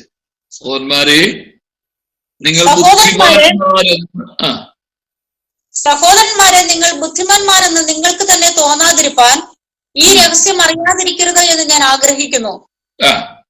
ജാതികളുടെ പൂർണ്ണസംഖ്യ വരുവോളം ഇസ്രായേലിന് അംശമായി കാഠിന്യം ഭവിച്ചിരിക്കുന്നു. ഇങ്ങനെ ഇസ്രായേൽ മുഴുവനും രക്ഷിക്കപ്പെടും. എന്റെ ആശയം ഇതാണ്. ആ വാക്യങ്ങളെല്ലാം ഞാൻ വായിപ്പിക്കുന്നില്ല, നിങ്ങൾക്ക് പുസ്തകത്തിൽ നോട്ട് കിട്ടും. നിത്യതയെ കുറിച്ചുള്ള ദൈവിക പദ്ധതികൾ മനസ്സിലാക്കണമെങ്കിൽ ഈ വചനം പഠിക്കണം. അതുകൊണ്ടാണ് ഞാൻ ആദ്യം മുതലേ പറയുന്നത്, ദൈവത്തിന്റെ വചനം സ്വർഗത്തിൽ എന്നേക്കും സ്ഥിരമായിരിക്കുന്നതാണ്. ഈ പുസ്തകം തന്നെ സ്വർഗത്തിലും ദൈവം വെച്ചിട്ടുണ്ട്. അതിന്റെ കാര്യം എന്താണെന്നറിയാമോ? നിത്യതയെ കുറിച്ചുള്ള കാര്യപരിപാടിയാണ് ഇതിനകത്ത് പറഞ്ഞിരിക്കുന്നത്. നിത്യതയിൽ നമ്മൾ എങ്ങനെയായിരിക്കും, നിത്യതയിൽ നമുക്ക് എന്ത് ലഭിക്കും, നമ്മൾ എങ്ങനെയൊക്കെ ജീവിക്കും, നാം എവിടെയായിരിക്കും, നിത്യതയെ കുറിച്ചുള്ള കാര്യപരിപാടി ഈ ദൈവവചനത്തിലാണ് എഴുതിയിരിക്കുന്നത്. ഈ ഉപദേശം പഠിച്ചില്ലെങ്കിൽ അത് നമുക്ക് മനസ്സിലാകാറുണ്ട്. ദൈവങ്ങൾ ഓർത്തോളം കേട്ടോ, നമ്മൾ ജീവിക്കുന്നത് എന്തിനു വേണ്ടിയിട്ടാ? നിത്യതയ്ക്കായിട്ടാ നമ്മൾ ജീവിക്കുന്നത്. ഇവിടെയല്ല നമ്മുടെ ദേശം. നമ്മളിവിടെ പ്രവാസികളും പരദേശികളുമാണ്. അതുകൊണ്ട് എങ്ങനെയെങ്കിലും ഒക്കെ വല്ലതൊക്കെ നിന്ന് കുടിച്ച് ദൈവം വെച്ചിരിക്കുന്ന ആയുസിന്റെ പൂർണ്ണതയോളം ഇവിടെ തീർക്കുക എന്നുള്ളതേ ഉള്ളൂ നമ്മളെ സംബന്ധിച്ചിടത്തോളം. അല്ലാതെ ഇവിടെ സ്ഥിരമായ ഒരു നഗരം നമുക്കില്ല. ഇവിടെ ഒത്തിരി പരിമിതികളും വേദനകളും രോഗങ്ങളും ഒക്കെ ഉണ്ടെങ്കിലും നമുക്കറിയാം, ഇതൊന്നുമില്ലാത്ത, ദുഃഖങ്ങളില്ലാത്ത, വേദനകളില്ലാത്ത, കഷ്ടതയില്ലാത്ത ഒരു ഭാവി നമുക്ക് വേണ്ടി നീ ഒരുക്കുന്നുണ്ട്. അവിടേക്ക് നമ്മൾ പോകുന്നത്. ഈ നിത്യതയെക്കുറിച്ച് വേദപുസ്തകത്തിൽ അത് പറയാൻ ഒത്തിരി ഒന്നും പറഞ്ഞു പോകാൻ നേരമില്ല. ഈ സത്യത്തില് ഞാന് ഒരു പാസ്റ്ററുടെ മകനായിട്ട് ജനിച്ചതാണ്. 3-4 തലമുറയായി ഞങ്ങൾ പെന്തിക്കോസ്തിൽ നിൽക്കുന്നവരാണ്. ഞാൻ വളരെ ചെറുപ്പത്തിൽ തന്നെ രക്ഷിക്കപ്പെട്ടതാണ്. സൺഡേ സ്കൂൾ പഠിച്ചുകൊണ്ടിരിക്കുമ്പോൾ തന്നെ വളരെ ചെറുതിൽ രക്ഷിക്കപ്പെട്ടു. 2ാം ക്ലാസ്സിൽ പഠിക്കുമ്പോൾ 6 വയസ്സുള്ളപ്പം ആത്മനിറവ് പ്രാപിച്ചു, സ്നാനപ്പെട്ടു. ദൈവസഭയിൽ അങ്ങനെ വളർന്ന് പിച്ച് വെച്ച് വളർന്ന ഒരാളാണ് ഞാൻ. സൺഡേ സ്കൂള്, VIP അതിൽ കൂടെയൊക്കെ ഇങ്ങനെ പരിശീലിച്ചു വന്ന ആളാണ് ഞാൻ. പക്ഷേ എന്റെ കോളേജ് പഠനം, പ്രത്യേകിച്ചും ഡിഗ്രിയൊക്കെ കഴിയുന്ന ആ ഒരു കാലം, ഡിഗ്രിയിലേക്കൊക്കെ പ്രവേശിക്കുന്ന കാലമൊക്കെ ഈ വല്ലാതെ വായനയിലേക്ക് എന്തോ എനിക്കൊരു വല്ലാത്ത ആകർഷണം. അത് 8ാം ക്ലാസ്സിൽ വെച്ച് തുടങ്ങിയതായി വായന, റീഡിങ്. ഭയങ്കര എനിക്ക് ആഹാരമില്ലേലും ഞാൻ ജീവിക്കും, പക്ഷെ എനിക്ക് വായിക്കാതെ ഇരിക്കാൻ പറ്റിയതായി. ഞങ്ങളുടെ അടുത്തിരുന്ന് ഒരു വലിയ ലൈബ്രറി ഉണ്ട്. അവിടെയുള്ള ഈ ഡിറ്റക്റ്റീവ് നോവൽ ഒഴികെ ബാക്കി മുഴുവൻ ഞാൻ വായിച്ചു തീർക്കുക. ഡിറ്റക്റ്റീവ് നോവൽ അന്നും എനിക്ക് ഇഷ്ടമല്ല, ഒന്നും കിട്ടാനില്ലല്ലോ. കഥ, കവിത, ലേഖനം, സാഹിത്യം, നാടകം എന്നുമുണ്ട്. വേദപുസ്തക സംബന്ധമായ പുസ്തകങ്ങൾ എല്ലാം വായിക്കും. എന്റെ കയ്യിലുണ്ട്. ഞാനൊരു വൊറേഷ്യസ് റീഡറായിരുന്നു, എല്ലാം വായിക്കുന്ന ഒരാളായിരുന്നു. അതെ, കവിത മാത്രം വായിക്കുന്ന ആളല്ല, എല്ലാം വായിക്കും. അതെന്നെ പിന്നെ ശുശ്രൂഷയിൽ ഒത്തിരി ഹെൽപ്പായിട്ടുണ്ട് കേട്ടോ. എന്നെ ഹെൽപ്പ് ചെയ്തിട്ടുണ്ട്. അത് സത്യത്തില് അതൊക്കെ കൊണ്ടാണ് ഈ ഒരു എഴുത്തുകാരൻ എന്നുള്ള നിലയിലൊക്കെ രംഗത്ത് വന്നു പോയത്. അങ്ങനെ വരാൻ വന്നതല്ല, എന്റെ ജീവനായിരുന്നു. അപ്പം ശുശ്രൂഷയ്ക്ക് ഇറങ്ങുന്നതിന് മുമ്പ് ചില ലേഖനങ്ങളും കവിതകളും ഒക്കെ ഇവിടുത്തെ സെക്കുലർ മാസികയിലൊക്കെ വന്നത്. അപ്പോട്ടെ, അത് കാലം അല്ലല്ലോ. അതിനുശേഷം ശുശ്രൂഷ വന്നു കഴിഞ്ഞപ്പോഴേ ഞാൻ ഈ ക്രിസ്തീയ പുസ്തകങ്ങളിലേക്ക് എഴുത്ത് പ്രവേശിച്ചു. ഇതിങ്ങനെ വായിക്കുമായിരുന്നു. അങ്ങനെ വായിച്ച് ഞങ്ങളുടെ കാലഘട്ടത്തിൽ, ഞങ്ങളുടെയൊക്കെ കാലത്തിൽ ഒരു 80കൾക്ക് 85, 90 85, 80 കഴിഞ്ഞപ്പോഴത്തേക്കാണ് ഇവിടെ, നിങ്ങൾക്ക് അറിയാമോ എന്ന് എനിക്ക് അറിഞ്ഞുകൂടാ, എക്സിസ്റ്റൻഷ്യലിസം എന്ന് പറഞ്ഞൊരു ഫിലോസഫി ഉണ്ട്. അത് ഈ സാഹിത്യത്തിലൂടെ ഇവിടെ വീശി അടിച്ചു വളർന്നൊരു കാലമാണ്. വായനക്കാർ വായിച്ചുകൊണ്ടിരുന്നവർക്കെല്ലാം അറിയാം. അസ്തിത്വവാദം എന്ന് പറഞ്ഞു, അസ്തിത്വവാദം, എക്സിസ്റ്റൻഷ്യലിസം എന്ന് പറയും. ഈ ഷാൽപോർ, സാർത്ര, കാഫെ, കാമ്യൂ എന്നൊക്കെ പറഞ്ഞുള്ള എഴുത്തുകാരെ വിദേശത്തെ, ഇപ്പം ഞാൻ ഈ കൂടുതൽ വിദേശ പുസ്തകങ്ങളാണ് വായിച്ചുകൊണ്ടിരുന്നത്. ഈ ആൽബർ കാമ്യൂ, ഫ്രാൻസ് കാഫ്ക, നെരൂദ, ബ്രഹത്തോൾഡ് ബ്രഹത്ത്, അവരുടെയൊക്കെ പുസ്തകങ്ങൾ ഇങ്ങനെ ഞാൻ ഓർത്തിക്കൊണ്ട് വായിച്ച് എക്സിസ്റ്റൻഷ്യലിസം ചിന്തയിലേക്ക് ചെന്നതാണ്. എക്സിസ്റ്റൻഷ്യലിസം നിങ്ങൾക്ക് അറിയാമോ എന്ന് എനിക്ക് അറിഞ്ഞുകൂടാ. ഞാൻ നിലനിൽക്കുന്നു, ഞാൻ ഉണ്ട്, എന്നാൽ ഞാൻ മരിച്ചു കഴിഞ്ഞാൽ പിന്നെ ഞാൻ ഇല്ല, അപ്പൊ മരണമാണ് ഇവിടുത്തെ ഏറ്റവും വലിയ പ്രശ്നം എന്ന് പറഞ്ഞ് നിഷേധിക്കുന്നവരുടെ ഒരു തലമുറ ഇവിടെ ഉണ്ടായി. സമൂഹത്തിലുള്ള എല്ലാ ധാർമ്മിക ചിന്തകളെയും ബോധ്യങ്ങളെയും ആത്മീയതയും ഒക്കെ നിഷേധിക്കുന്ന ഒരു തലമുറ ഇവിടെ ഉണ്ടായി. ആ വായന എന്നെ കൊണ്ട് എത്തിച്ചത് ദൈവത്തിൽ നിന്നും അകലത്തിൽ. ഞാൻ സത്യം പറയുക, ആ കാലഘട്ടത്തിൽ ദൈവത്തിൽ നിന്ന് ഒത്തിരി അകന്നു പോയി. ഡിഗ്രി പഠനകാലത്തൊക്കെ ദൈവത്തിൽ നിന്ന് അകന്നു പോയി. ഞാൻ കർത്തൃമേശ എടുക്കാതായി ആരാധനയ്ക്ക് പോയിരുന്നാലും എനിക്കതൊന്നും അങ്ങോട്ട് തൃപ്തി വരുന്നില്ല. കാരണം എന്റെ ചിന്ത മുഴുവൻ മറ്റൊരു ലോകമായിരുന്നു, വായനയുടെ ലോകമാണ്. അപ്പൊ ഞങ്ങളിങ്ങനെ വായിക്കുന്ന എന്റെ കുറച്ച് സുഹൃത്തുക്കളുണ്ട്, വായനയോട് കമ്പമുള്ള. ഞങ്ങളിങ്ങനെ ഒരുമിച്ച് കൂടി പല കാര്യങ്ങൾ വാദിക്കുകയും തർക്കിക്കുകയും അതിനെക്കുറിച്ച് സംസാരിക്കുകയും ചെയ്യുന്നു. ഞങ്ങൾ വേറൊരു ലോകത്താണ് ജീവിച്ചുകൊണ്ടിരുന്നത്. അങ്ങനെ സത്യത്തിൽ ഞാൻ ദൈവത്തിൽ നിന്ന് അകന്നു പോയി. എന്നിട്ട് പതുക്കെ നിരീശ്വരത്വത്തിന്റെ ഒരു പിടിയിലേക്ക് ചെന്ന് പറഞ്ഞു. കാരണം മരണം എന്ന സത്യത്തെ നീക്കാൻ ദൈവത്തിന് പോലും കഴിയുന്നില്ലല്ലോ. മനുഷ്യൻ മരിക്കുന്നു, ജനിക്കുന്നവനെല്ലാം മരിക്കുന്നു. മരണം കൊണ്ട് ജീവിതത്തിന് അർത്ഥമില്ലാതെ. നിങ്ങൾ ഈ ആനന്ദിന്റെ ഈ ആൾക്കൂട്ടവും മരണ സർട്ടിഫിക്കറ്റും ഒക്കെ ഒന്ന് വായിക്കണം കേട്ടോ. അവിടെയൊക്കെ ഇതിന്റെ കുറെ ഈ ചിന്തകൾ കാണാം. പോട്ടെ, നിങ്ങൾ വേണ്ടാത്തതൊന്നും വായിക്കണ്ട, ഞാൻ ചുമ്മാ പറഞ്ഞതേ ഉള്ളൂ. ഇതൊക്കെ എന്നെ സത്യത്തിൽ വേറൊരു ലോകത്തെത്തിച്ചു, ദൈവത്തിൽ നടന്നു. അങ്ങനെ ഞാൻ സത്യം പറഞ്ഞൊരു ദൈവം വേണ്ട, ദൈവത്തിന്റെ ആവശ്യമില്ല. കാരണം ദൈവം ഉണ്ടായിട്ടും മരണം മാറുന്നില്ലല്ലോ. മനുഷ്യന്റെ മരണം കൊണ്ട് ജീവിതാർത്ഥമില്ലാതായി പോകല്ലേ. അത് മാറ്റാൻ ദൈവത്തിനും പറ്റുന്നില്ലല്ലോ. ഈ ഒരു ചിന്ത എന്നെ ഭരിച്ചത് കാരണം ദൈവത്തിന് ഒത്തിരി അകന്നു. അങ്ങനെ ഞാനൊരു ഈശ്വര നിഷേധിയായി നടക്കുന്ന കാലം, കുറെ വർഷങ്ങൾ അങ്ങനെ നടന്നു.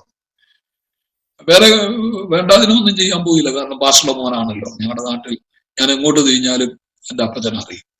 അതുകൊണ്ട് വേറെ ആവശ്യമില്ലാത്ത പണിക്കോ കള്ളു കുടിക്കാനോ കഞ്ചാവ് വലിക്കാനോ ഇങ്ങനെയുള്ള ഒന്നും പോയില്ല. എങ്കിലും ഞാൻ ദൈവത്തിൽ നിന്നാകുന്നു. പക്ഷേ ആ പോക്ക് എന്നെ അവസാനം വലിയ അരാജകത്വത്തിലേക്ക് കൊണ്ടെത്തിച്ചു. ഏതായാലും അങ്ങനെ ഇരിക്കെ ഞാൻ ഒരിക്കലും ഒരു പുസ്തകം വായിച്ചു, ഒരു ക്രിസ്തീയ പുസ്തകമാണ്.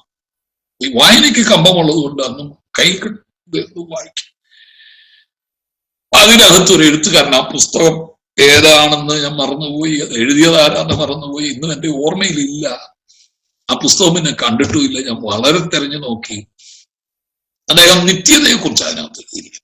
നിത്യതയെക്കുറിച്ച് അദ്ദേഹം നിത്യത നമുക്ക് മനസ്സിലാക്കാൻ വേണ്ടിയേ, നിത്യത, നമ്മളെല്ലാവരും നിത്യത നിത്യത നിത്യത എന്ന് പറയും.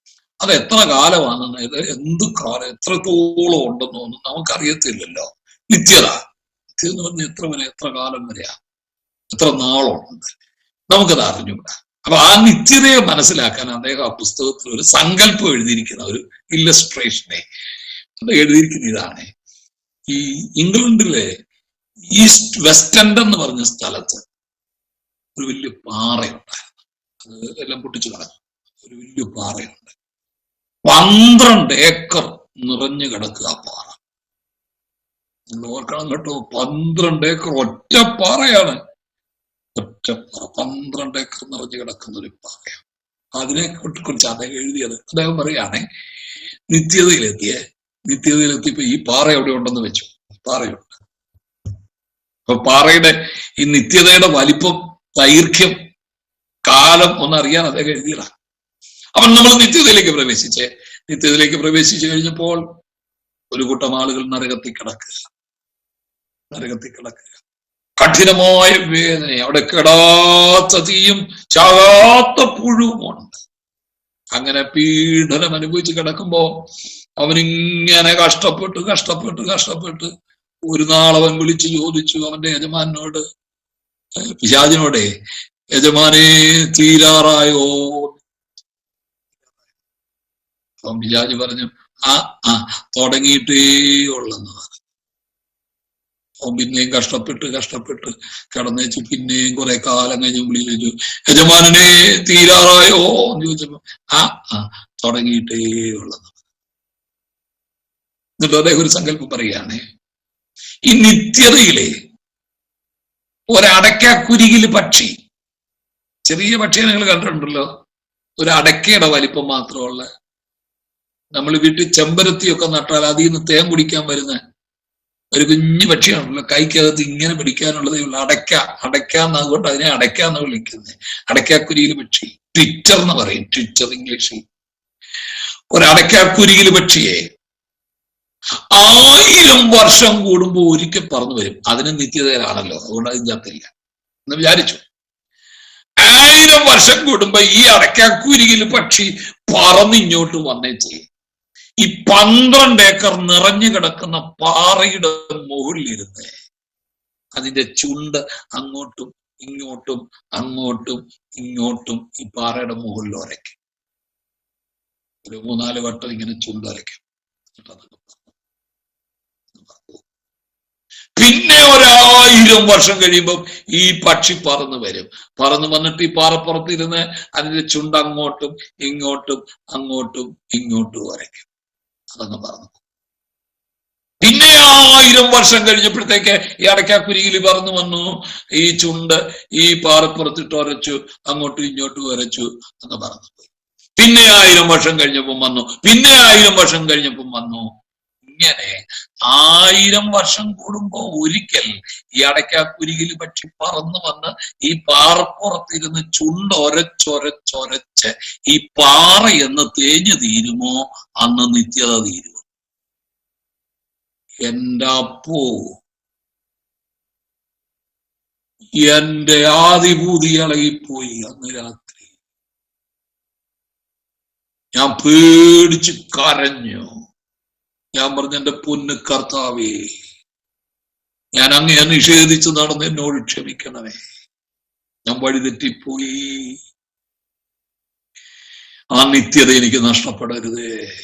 നിത്യ നരകത്തിൽ പോയി കടന്നാൽ ഈ പാറ ഉരഞ്ഞു തീരണ്ടേ? ഈ അടയ്ക്കാക്കുരിയിൽ പക്ഷി ചുണ്ടൊരച്ചൊരച്ചൊരച്ച് ഈ പാറ തീരണ്ടേ? അതുവരെ ഞാൻ കിടക്കണ്ടേ? എന്റെ പൊന്നു ദൈവമേ, വേണ്ട, ഞാൻ അങ്ങനെ സ്വീകരിക്കുന്നു. സത്യത്തിൽ ഞാൻ ആ ഒരു അല്പം വിശ്വാസത്യാഗം, പിന്മാറ്റം എന്ന് വേണേ നമുക്ക് പറയാമല്ലോ. ഞാൻ അതിൽ നിന്ന് മടങ്ങി വന്നത് നിത്യതയെ കുറിച്ചുള്ള ആ ദർശനം കണ്ട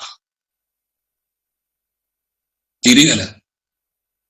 കുഞ്ഞെ, ഒരു കാര്യം ഓർത്തണം കേട്ടോ, മണ്ണെ പ്രതി മാണിക്യം വെടിയുകയില്ല ഞാൻ പാട്ടുകാരൻ എഴുതി വെച്ചിട്ടില്ലേ? ഈ ലോകത്തിന്റെ ചെറിയ ചെറിയ സന്തോഷങ്ങൾക്കും സ്വന്തം താല്പര്യങ്ങൾക്കും കൊതിക്കും നിന്റെ ഒരു നിമിഷത്തെ വിടുതലിനും വേണ്ടി ഈ ദൈവകൃപയുടെ സന്ദേശം നീ ചവിട്ടിക്കളയരുത്. ഞാൻ നിത്യതയിലെത്തണം. നമുക്ക് എന്റെ ജീവിതത്തിൽ വേറൊരു ലക്ഷ്യമില്ല. ഞാൻ എപ്പോഴും പ്രാർത്ഥിക്കുന്നതാണ്, കർത്താവേ, ഞങ്ങളുടെ നിത്യതയെ തടയുന്നതൊന്നും ഒരു നന്മയും ഒരു നേട്ടവും എനിക്ക് വേണ്ട. എനിക്ക് 40-ാമത്തെ വയസ്സിലാണ് ആദ്യത്തെ അറ്റാക്ക് ഉണ്ടാകുന്നത്. 40-ാമത്തെ വയസ്സിൽ ആദ്യത്തെ അറ്റാക്ക് ഉണ്ട്. ഒരു ഹെവി അറ്റാക്ക് ആയിരുന്നു. ഞങ്ങളുടെ ചർച്ചിൽ ഒരു കൺവെൻഷൻ എന്ന് പറഞ്ഞാൽ സെന്ററിന്റെ കൺവെൻഷൻ ഞങ്ങൾ ഏറ്റെടുത്ത് ചെയ്തു. അതിന്റെ തിരക്കായിരുന്നു 3-4 ആഴ്ച, ഒരാഴ്ചത്തെ കൺവെൻഷൻ. അപ്പോ ഊണുമില്ല, ഉറക്കമില്ല, അങ്ങോട്ടുകൂടി ഇങ്ങോട്ടുകൂടി. അങ്ങനെ ഞാൻ അധ്വാനിച്ച് ഉറക്കമില്ല, ആ സമയത്ത് ആഹാരമില്ല. നിങ്ങൾക്കറിയാമല്ലോ, ഒരു കൺവെൻഷനൊക്കെ, അതും ഒരു സെൻട്രൽ കൺവെൻഷൻ ഏറ്റെടുത്ത് നടക്കേണ്ടി വരിക എന്ന് പറഞ്ഞാൽ അതിന്റെ ബന്ധപ്പാടുകൾ അറിയാമല്ലോ. എല്ലാ ചുമതലയും നമ്മുടെ തലയിലാണ്. അപ്പോൾ വരുന്നവരെ സ്വീകരിക്കണം, ദൈവദാസന്മാർ വന്ന് താമസിക്കുന്നവരുണ്ട്, അവർക്ക് ഭക്ഷണം കൊടുക്കണം, പ്രസംഗകർക്ക് കാര്യങ്ങൾ ക്രമീകരിക്കണം, പാട്ടുകാര് ഒരു ഗ്രൂപ്പുണ്ട്, അവരെ നോക്കണം. അങ്ങനെ ഞാൻ ഓടി നടന്ന് ആ കൺവെൻഷൻ കഴിഞ്ഞതിന്റെ പിറ്റേ ആഴ്ചയിൽ ഞാനൊരു സഭയിൽ ഒരു ഉപവാസ പ്രാർത്ഥനയ്ക്ക് എന്നെ വിളിച്ചിരുന്നു. ഞാൻ അവിടെ ചെന്ന് പ്രസംഗിച്ചുകൊണ്ടിരുന്നപ്പോഴാണ് ആദ്യത്തെ അറ്റാക്ക് എനിക്കുണ്ടാകുന്നത്. അറ്റാക്ക് ഒരു മാസീവ് അറ്റാക്ക് ആയിരുന്നു. ഒരു ഹെയർബ്രെഡ് എസ്കേപ്പ് ആയിരുന്നു കേട്ടോ. ഒരു തലനാരിഴയ്ക്കാണ് രക്ഷപ്പെട്ടത്. അങ്ങനെ ഡോക്ടർ എന്നോട് പറഞ്ഞു, ഇനി ശബ്ദം എടുക്കരുത്, പ്രസംഗിക്കരുത്. അതുകൊണ്ട് എങ്ങും പോകാൻ പറ്റുകയില്ല, ബെഡ് റെസ്റ്റ് എടുക്കണം. അത് 1 വർഷത്തേക്ക് എനിക്ക് ബെഡ് റെസ്റ്റ് പറഞ്ഞു. ഞാനങ്ങനെ 1 വർഷം എനിക്കൊന്നും പോകാൻ പറ്റിയില്ല. സഭ ഞാൻ വേറൊരാളെ ഏൽപ്പിച്ചു, സെന്റർ തന്നെ പകരം ദേവദാസനെ ഏൽപ്പിച്ചു സഭയുടെ കാര്യങ്ങൾക്ക്. എന്നോട് പറഞ്ഞു, ഭാഷ അങ്ങോട്ട് വരിക പോലും വേണ്ട, സഭയുടെ കാര്യം ശ്രദ്ധിക്കേണ്ട, സെന്റർ ഭാഷ അച്ഛൻ എപ്പോഴും വരും. എന്നോട് പറഞ്ഞു, ജോയിസി സുഖമായിട്ട് വന്നാ മതി, സൗഖ്യമാകുമ്പോൾ വന്നാ മതി, സഭ വേറൊരാളെ ഏൽപ്പിച്ചു, അതിന്റെ കാര്യമേ ചിന്തിക്കേണ്ടെന്നാണ്. എന്നിട്ട് അദ്ദേഹം വരും, എന്നെ ഇടയ്ക്കൊക്കെ സഹായിക്കും. വളരെ സന്തോഷമായിട്ട് ഇങ്ങനെ പോകുന്ന സമയത്ത് എന്നൊരു കാര്യം പറയാനായി വരുന്നത്, എന്റെ വൈഫ് അന്ന് പഠിപ്പിക്കുന്ന സ്കൂളില്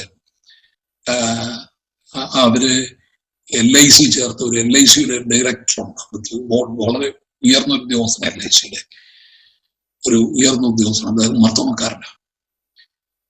ആ മനുഷ്യൻ സ്കൂളിൽ വന്നപ്പോഴത്തേക്ക് അവിടെ ഓഫീസിൽ ചെന്നപ്പോഴത്തേക്ക് ഇങ്ങനെ എന്തോ പറഞ്ഞപ്പം പറഞ്ഞു, ചൈനിങ്ങനെ അറ്റാക്കായിട്ട് കിടക്കാം. അത് കേട്ടപ്പോൾ അദ്ദേഹത്തിന് വലിയ ആഗ്രഹം, എനിക്കൊന്ന് കാണാൻ പറ്റുമോ എന്ന് ചോദിച്ചു.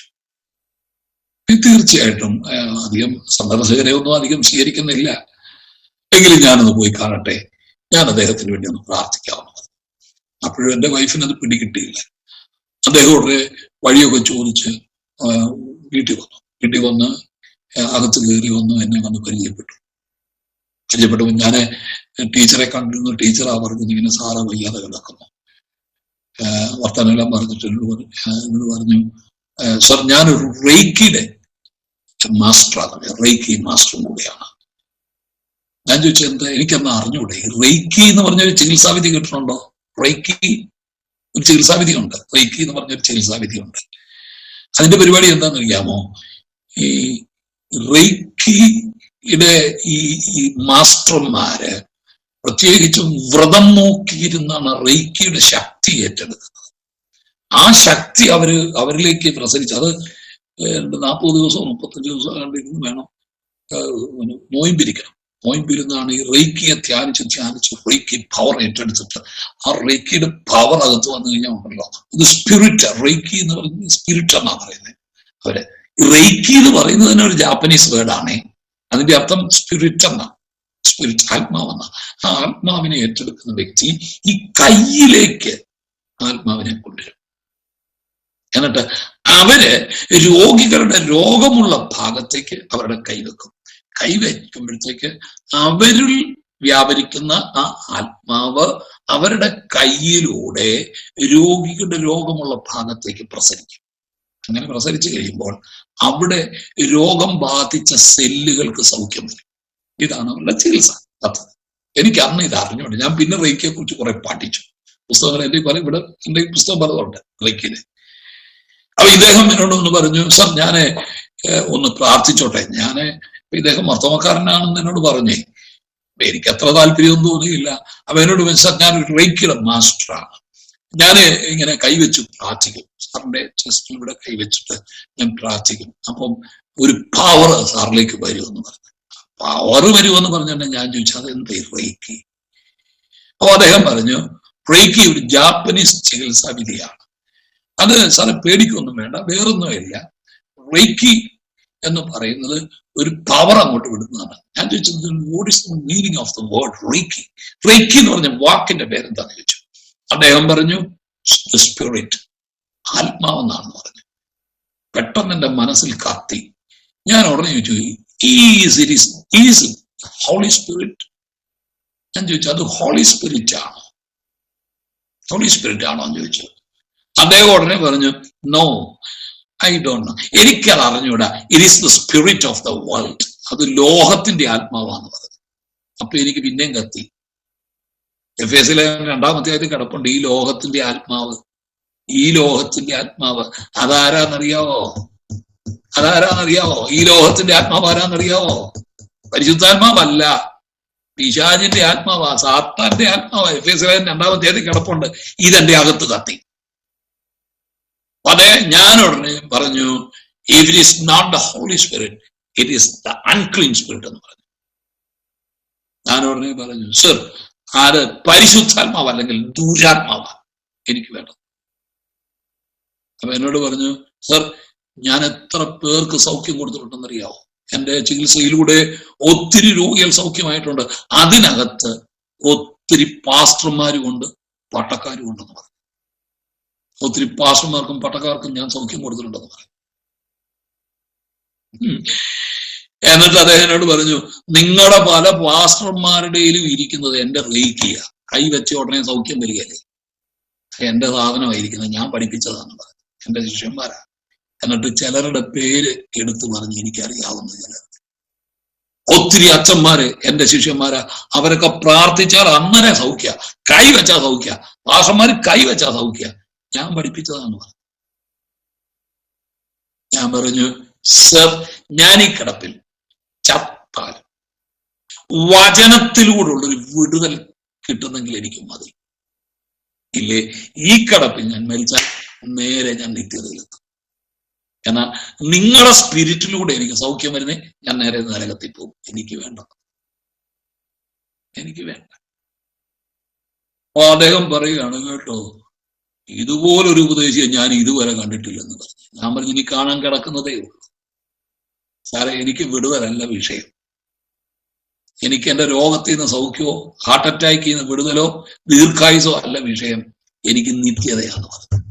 കാരണം എന്നറിയാവോ, ആ നിത്യതയായി എന്നെ മടക്കിക്കൊണ്ടുവന്നത്, ഞാൻ പുറകോട്ട് പോയിട്ട് എന്നെ മടക്കിക്കൊണ്ടുവന്നത് ആ നിത്യതയുടെ ദർശനമാണ്. ഞാൻ പറഞ്ഞ അത് തടയുന്ന, എന്റെ നിത്യതയെ തടയുന്ന ഒരു വിടുതലും എനിക്ക് വേണമെന്ന്. അദ്ദേഹം ചോദിച്ചു എന്നാൽ ഞാനൊന്ന് പ്രാർത്ഥിക്കും. ഞാൻ പറഞ്ഞു വേണ്ട സർ, പ്രാർത്ഥിക്കണ്ട, എനിക്ക് താല്പര്യമില്ലെന്ന് പറഞ്ഞു.